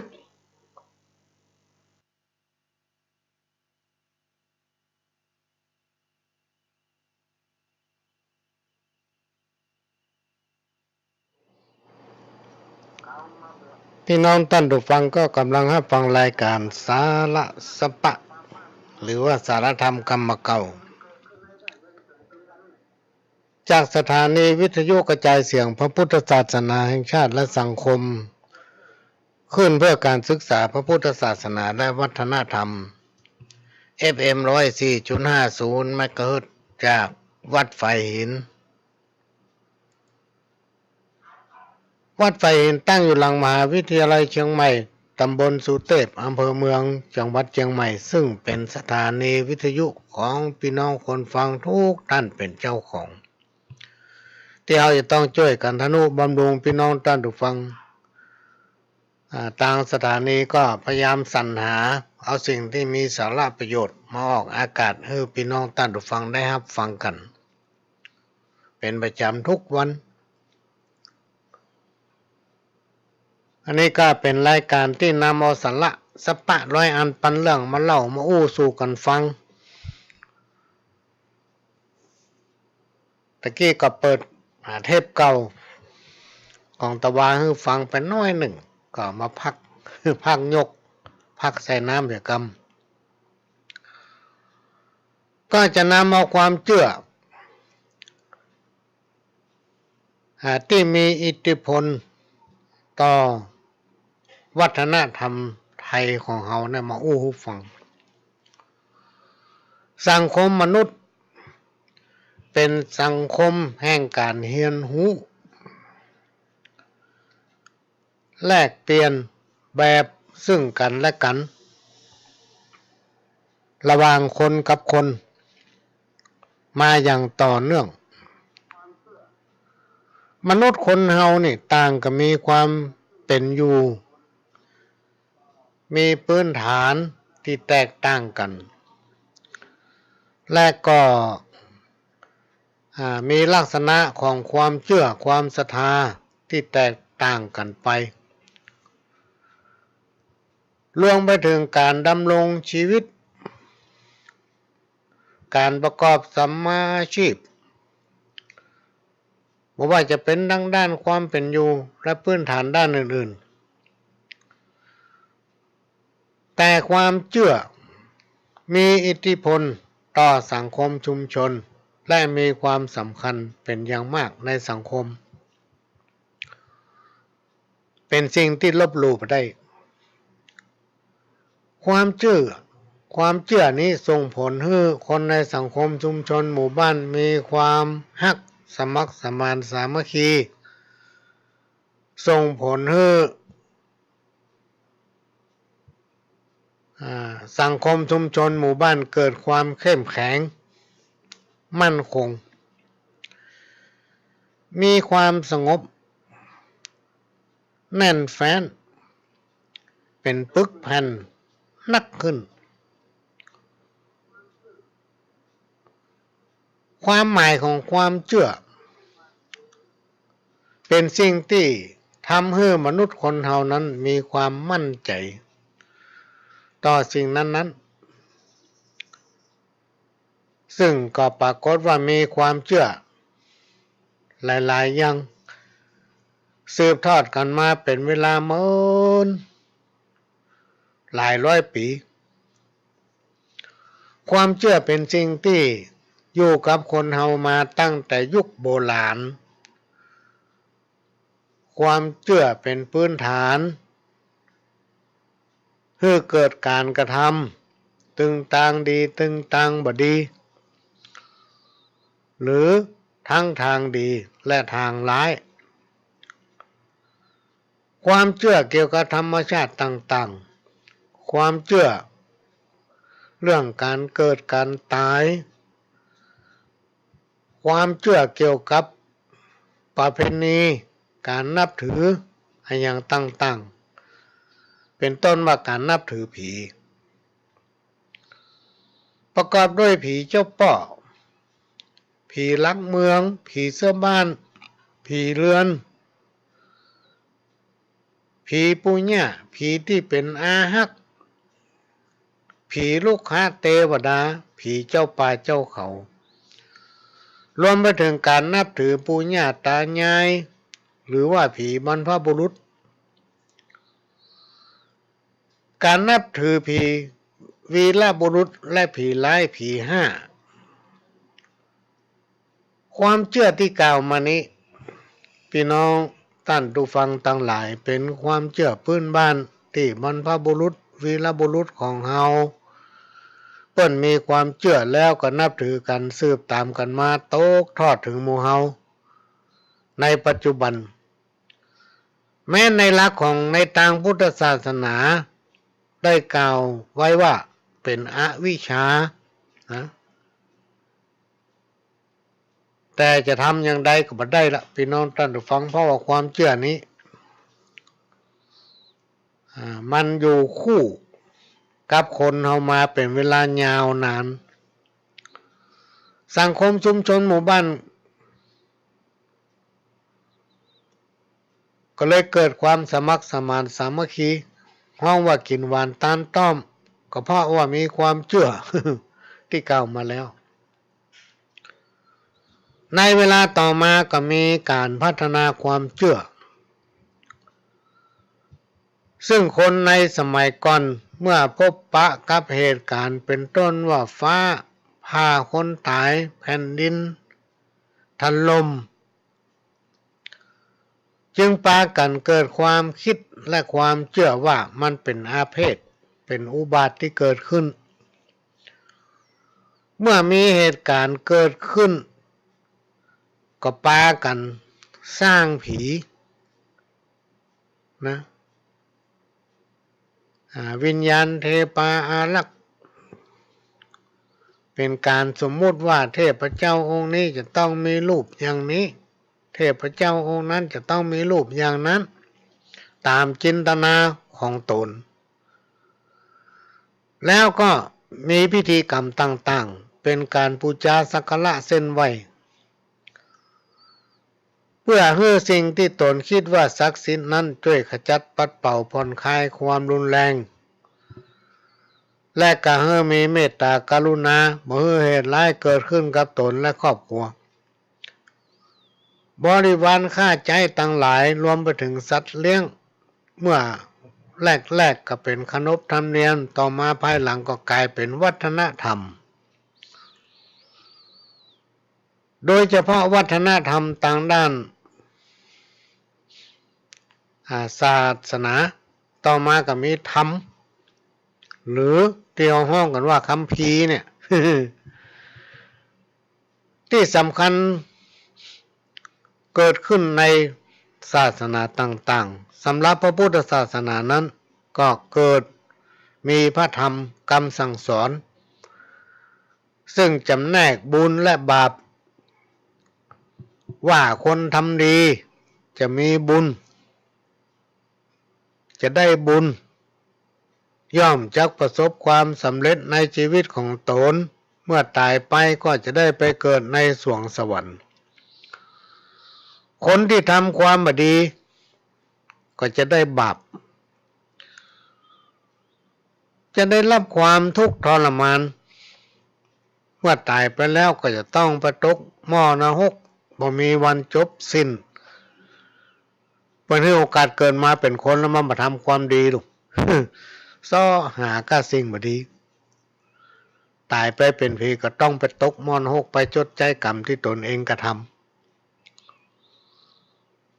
จากการค้นพบและคำบอกเล่าของครูบาอาจารย์ตั้นได้กล่าวไว้ว่าผีสางเทวดานั้นคือหนึ่งผีอาหักที่ห้องว่าเทวดาอาหักลูกค้าเทวดาผีเจ้าป่าเจ้าเขา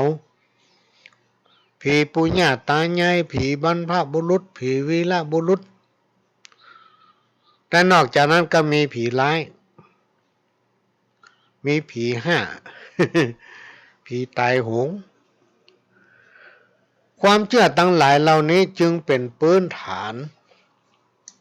หรือให้เกิดการกระทำสิ่งต่างๆถึงต่างดีและต่างบ่ดีความเชื่อยังเป็นสิ่งที่สนองความต้องการทางด้านจิตใจหรือจะฮ้องว่าความเชื่อเป็นสิ่งหนึ่งที่คอยยึดเหนี่ยวจิตใจอิงด้วยคุณธรรมจริยธรรมและศีลธรรม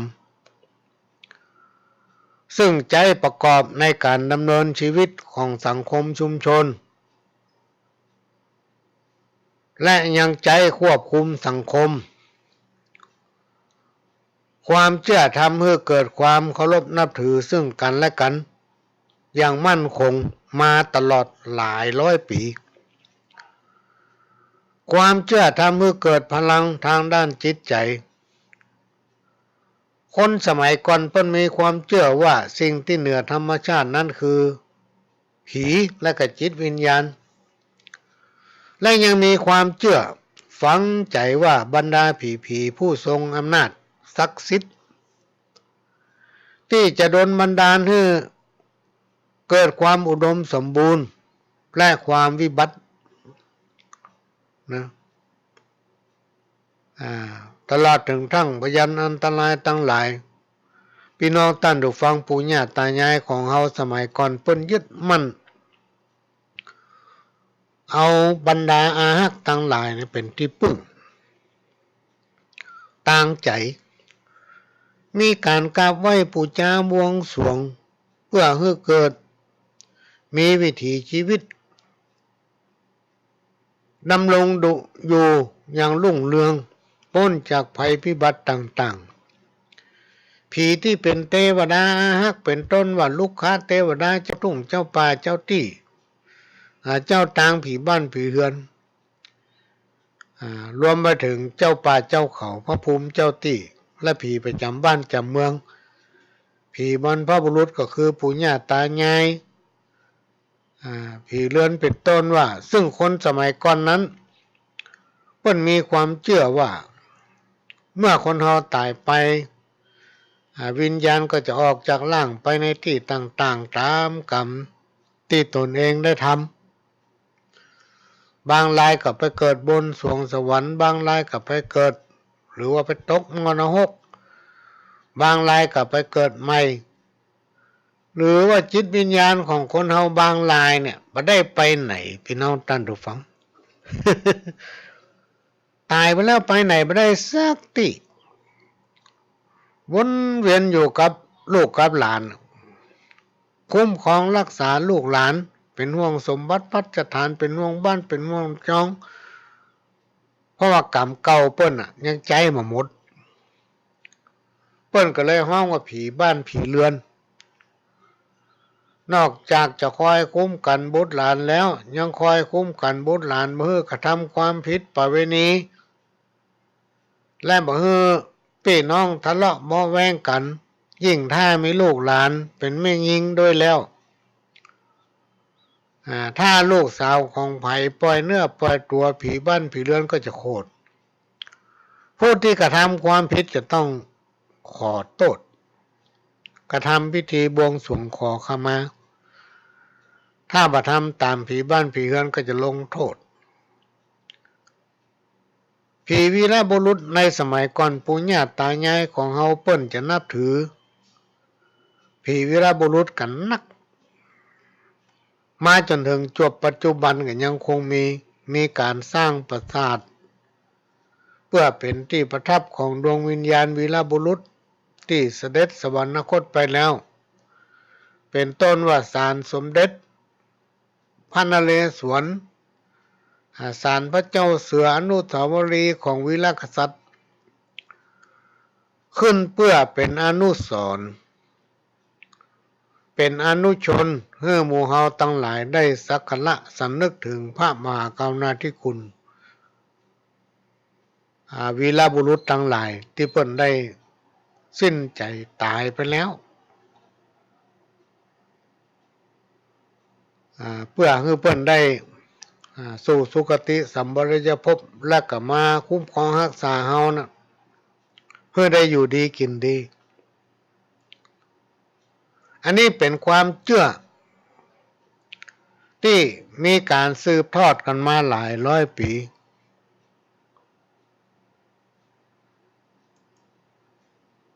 ก็ปรากฏว่าทำให้สังคมชุมชนนั้นอยู่เย็นเป็นสุขพี่น้องท่านผู้ฟังแล้วก็มาในยุคปัจจุบันเนี่ย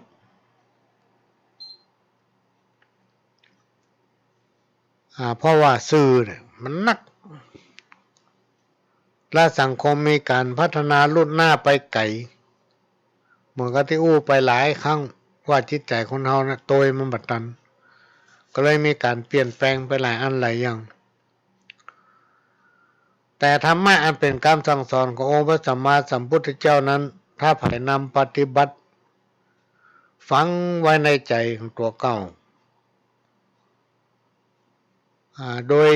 เอามาประกอบเอามาประดับสติปัญญาของตนก็จะทำเมื่อตนเองอยู่เย็นเป็นสุขได้แล้วถ้าเอาฝืนปฏิบัติตามธรรมะอันเป็นคำสั่งสอนขององค์พระสัมมาสัมพุทธเจ้าหรือว่าเขาบ่เชื่อกรรมคนเฒ่าคนแก่บ่เชื่อกรรมครูบาอาจารย์ที่เพิ่นสั่งสอนไว้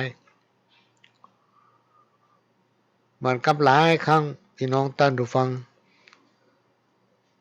ที่เราได้ฟังครูบาอาจารย์เปิ้นเปิ้นเทศว่าถ้าไผผู้ใดตกอยู่ในอำนาจของราคะตัณหามักจะมีการหลงลืมคือลืมตัวลืมตนแม้นว่าคนนั้นจะมีความฉลาดนักขนาดไหนก็แล้วแต่ถ้าราคะตัณหาเข้าไปฝังแน่นอยู่ในใจเข้าไปแอบซ่อนอยู่ในใจคนที่ฉลาดขนาดเนี่ยพี่น้องท่านผู้ฟังอาจกลายเป็นคนเหงาได้องค์สัมมาสัมพุทธเจ้าหรือว่าพระพุทธองค์ทรงคิดค้นหลักการรวมถึงวิธีการต่อสู้กับเหตุการณ์ที่เกิดขึ้นกับชีวิตโดยบัญญัติเป็นหลักธรรมบทต่างๆไว้เพื่อเป็นแนวทางให้หมู่เฮาทั้งหลายยึดไว้เป็นแนวทางแห่งการดำรงชีวิตถ้าคนเฮาทำดีก็ย่อมจะได้ดีถ้าไผทำบัดดีก็ย่อมจะได้รับความบัดดีอันนี้คือสัจธรรม ที่คนเฮาตั้งหลายจะต้องได้พบได้ปะอย่างหลีกเลี่ยงบ่ได้พี่น้องท่านผู้ฟังธรรมะอันเป็นคำสั่งสอนขององค์พระสัมมาสัมพุทธเจ้านั้นสอนให้คนมนุษย์เฮารู้จักประพฤติตนไปในทางที่ดีในชีวิตประจำวันเพราะว่าชีวิตของคนเฮาทุกวันนี้จะต้องหนีบ่พ้นเรื่องความสุขเรื่องความทุกข์เรื่องโชคดีเรื่องโชคร้ายรวมไปถึงปัญหา108พันประการ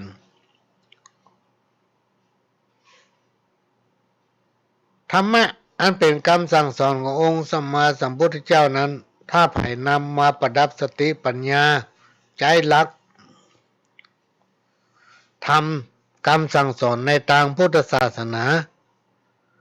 สอนให้คนเอาหู้จักตัวเองและก็เตรียมใจไว้คือพร้อมตั้งสติไว้คือดีทุกเมื่อบุคคลผู้ใดมีสติที่มั่นคงย่อมบ่หวั่นไหวต่ออุปสรรคและปัญหาที่เกิดขึ้นที่ตัวเองได้พบได้ปะและก็ย่อมจักพ้นจากภัยทั้งหลายทั้งมวลทุกคนพี่น้องท่านผู้ฟังนี้บ่พ้นความเป็นอนิจจังเหมือนกับกำข้าวที่คนตะก่อนบนแต่งแต้มเขียนไว้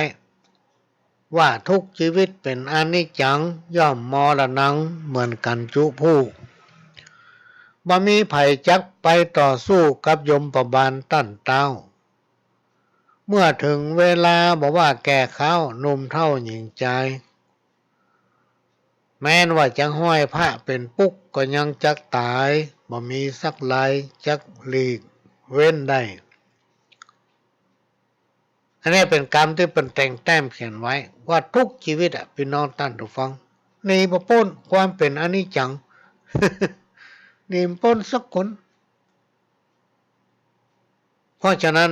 เปิ้นสอนให้คนเฮานั้นมีความสมัครสมานสามัคคีร่วมกันคิดร่วมกันทำร่วมกันสร้างสรรค์สังคมเพื่ออยู่เย็นเป็นสุข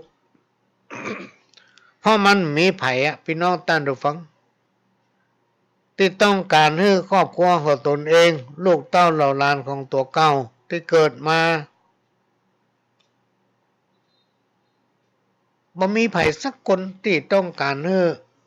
ลูกเต้าเหล่าหลานแม้กระทั่งตัวเองอยู่ในสังคมที่ย่ำแย่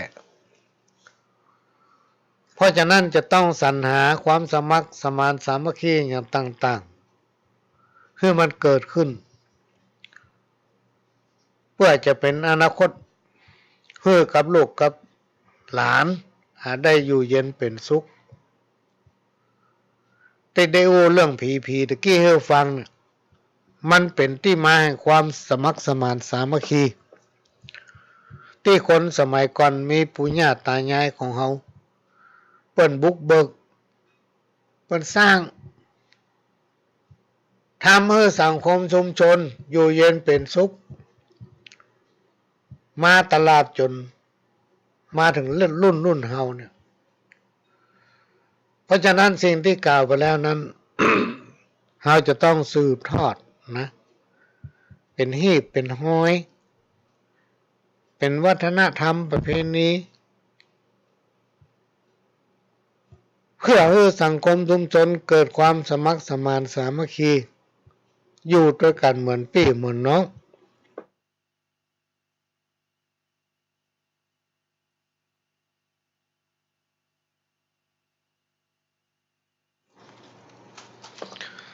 โดยนำเอาหลักธรรมอันเป็นคำสั่งสอนขององค์พระสัมมาสัมพุทธเจ้านั้นมาประดับสติปัญญานำมาปฏิบัติคนทุกข์คนโจรคนมั่งคนมีคนดีคนร้ายก็ต้องตายหมดไม่เป็นดินแม้แต่ตุพระครูบาอาจารย์ท่านผู้ทรงศีลยังโมยจีวินนอนตายคว่ำหน้า หลอนเอาอันหยังปะอุ้ยแม่ป้าแม่นแผ่นพระสุธายังมั้งบะเห็นบะผาก้อนเต้าหัวจ้างยังหูแตกม้างเป็นหอยฮี่หาไปเตอะบ่ต้องไปขอยเงินของเต้าดอยเอาไปบ่ได้เอาไปบ่ได้สิ่งตั้งหลายเราเนี่ยพี่น้องต้านผู้ฟังมันเป็นสัจธรรมมันเป็นความจริงที่ทุกคนหลีกพ้นบ่ได้อันทรัพย์สินเงินทองส่งเขาได้แค่เพียงโรงพยาบาลบรรดาลูกเต้าเหล่าหลานแม้แต่คนที่เขาฮัก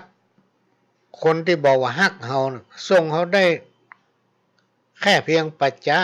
หรือว่าไปเหี่ยวหรือว่าสุสานโอ้สัมมาสัมพุทธเจ้าท่านจึงได้ตรัสว่าแสวงหาบุญทำความดีเพื่อประดับกาย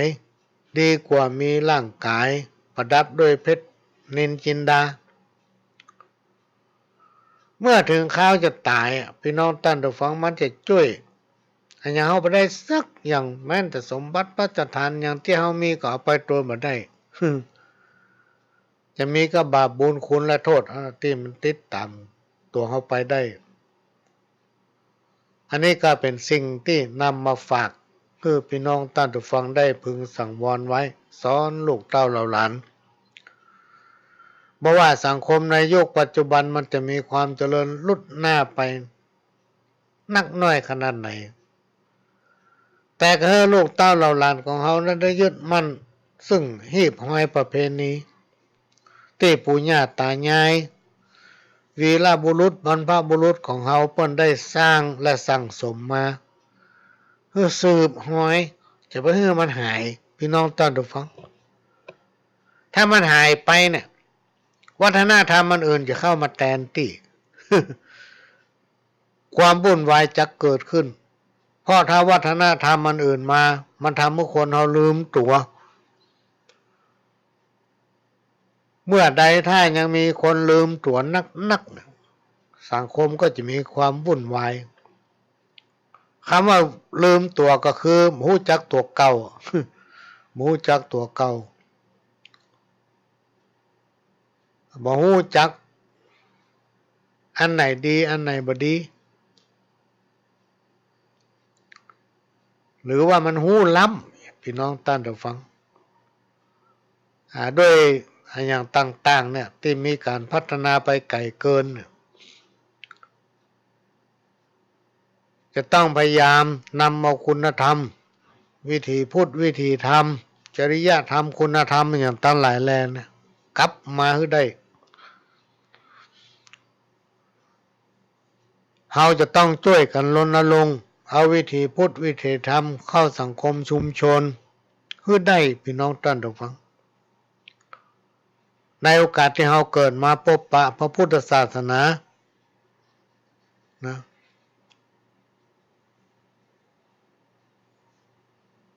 อายุของคนเราเนี่ยมันไม่ใช่ว่าถึง100ยังมากก็บ่เกิน120 ปีพี่น้องท่านผู้ฟัง คนบ่มีเข้าของเปิ้นห้องว่าคนทุกข์คนที่บ่มีความสุขเปิ้นก็ห้องว่าเป็นคนทุกข์เหมือนกันสาเหตุแห่งทุกข์เต้าติหูหันมีสารพันร้อยอันปันด้านพ่องทุกข์ต้องไปอยู่ไกลเมืองพ่องก็ทุกข์ต้องไปอยู่ไกลบ้านขณะที่เมียก็มานเต็มต้องพ่องก็ทุกข์ไม่มีญาติพี่น้องมีแต่คนจ้องทำลายทุกข์เป็นลูกกำพร้าทุกข์พ่อแม่ตายทุกข์บ่สบายเจ็บหัวปวดเข่าทุกข์บ่มีหยังมากินกับข้าวทุกข์ปวดนักเบาในรถพ่องก็ทุกข์พ่อห่อข้าวเวลาจะกินเตมาเป็นมดต้องอดกินข้าวถึงแรงทุกข์บ่มีจ้อนในยามหีบแกงทุกข์หายแห้งบ่มีไผจ้างทุกข์แว่นตาหายตามัวฟางพ่อหายังก็บ่ชัด ทุกเมื่อได้กินของดองต้องมาเสียบกัดอึดอัดปวดกิ้วไปไหนตุกเท่าแก่ข้าวลูกหลานอยู่ไกลเจ็บเป็นยังไปบ่มีไผเฝ้าตุกบ่าวตุกสาวตุกขาดคนฮักมาจ่ายอกอู้พอควายเนี่ยความตุกพี่น้องตามฟังมันมีนักหนาป้าป้านถ้าจะสาธยายถึงมันแต่เขาต้องปลงอันนี้จังเพราะคนเขาทุกคนตึงหนีตึงปนจะไปลืมตัวคนใหญ่ลืมตัวน่ากลัวยิ่งกลัวละอ่อนเด้อนะต้องพิจารณาอยู่เสมอจะไปลืมตัวเก่าจะไปลืมเปิ้นผู้มีคุณจะแข่งกันอย่างแข่งได้หมดพี่น้องตั้งหลายแข่งจ้างแข่งม้านาวาตั้งหลายแข่งงัวแข่งควายสมแจงเงาใบแข่งบุญวาสนาแข่งตาบ่ได้พ่อกรรมนำไปเติกกลางคติธรรมมี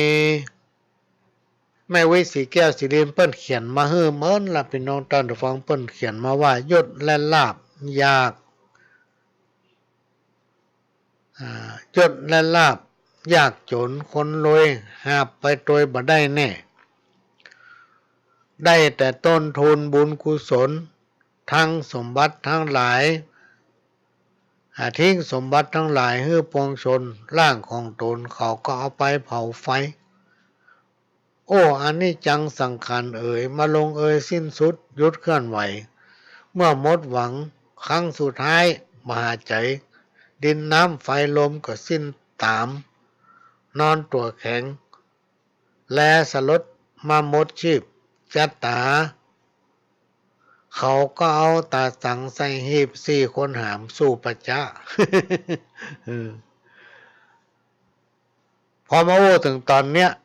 น่าจะย้อนยุคละพี่น้องท่านผู้ฟังเขาลองพอข่าวในต่างประเทศสมัยก่อนนี่เพิ่น4 คนหามแต่เนาะเพิ่นมือมีคนหลายลูกบ่ใช่ว่ายกกันไปหมดบ้านบ่ใช่เนาะสมัยก่อน50-60 ปีผ่านมาเนี่ยเพิ่นจะมีบ่กี่คนแล้วก็มาไว้อะไรกันที่บ้านเขาพอข่าวในประเทศอินเดียพอมีภัยตายก็มี 3-4 คนนะลูก เอาไปจงลงน้ำพ่องเอาไปเผาพ่องเอาไปฝังพ่องสปะสเปดมันจะย้อนยุคเพราะว่าโรค5เนี่ยโรคไวรัสโควิดแต่อย่างใดก็แล้วแต่พี่น้องท่านฟังในฐานะที่เราเป็นชาวพุทธและเมืองไทยเรามีพระสยามเทวาธิราชที่ปกป้องคุ้มครองรักษามีพระเสื้อเมืองพระทรงเมืองสิ่งศักดิ์สิทธิ์ทั้งหลายที่รักษาในโลกพระรัตนตรัยแก้วเจ้าทั้ง3 ประการมีเถระครูบาอาจารย์ที่แผ่บารมีปกคุมคุ้มครองรักษาชาวพุทธทั้งหลายเราจะต้องแคล้วคลาดจากพยานอันตรายภัยที่มันบดีทั้งหลายอันนี้ก็เป็นสิ่งที่นำมาฝากมาอู้หูฟังเวลาจะหมดละพี่น้องท่านผู้ฟังพ่อหลวงก็จะขอนำรายการนี้จากพี่น้องท่านผู้ฟังไปก่อนก็จะพยายามมาพบปะพี่น้องท่านผู้ฟังวันเสาร์วันอาทิตย์วันศุกร์ตามที่เคยพบปะกันสำหรับวันนี้ก็ขออำนวยอวยพรให้พี่น้องท่านผู้ฟังทั้งหลายได้ประสบความสำเร็จพ้นจากโรคภัยไข้เจ็บพ้นจากโรคโควิดเพื่ออยู่สุขกายสุขใจกินได้นอนหลับมากันคู่คนกับผมพระหลวงสว่างธาตุอินทร์จันทร์ขอสวัสดีครับ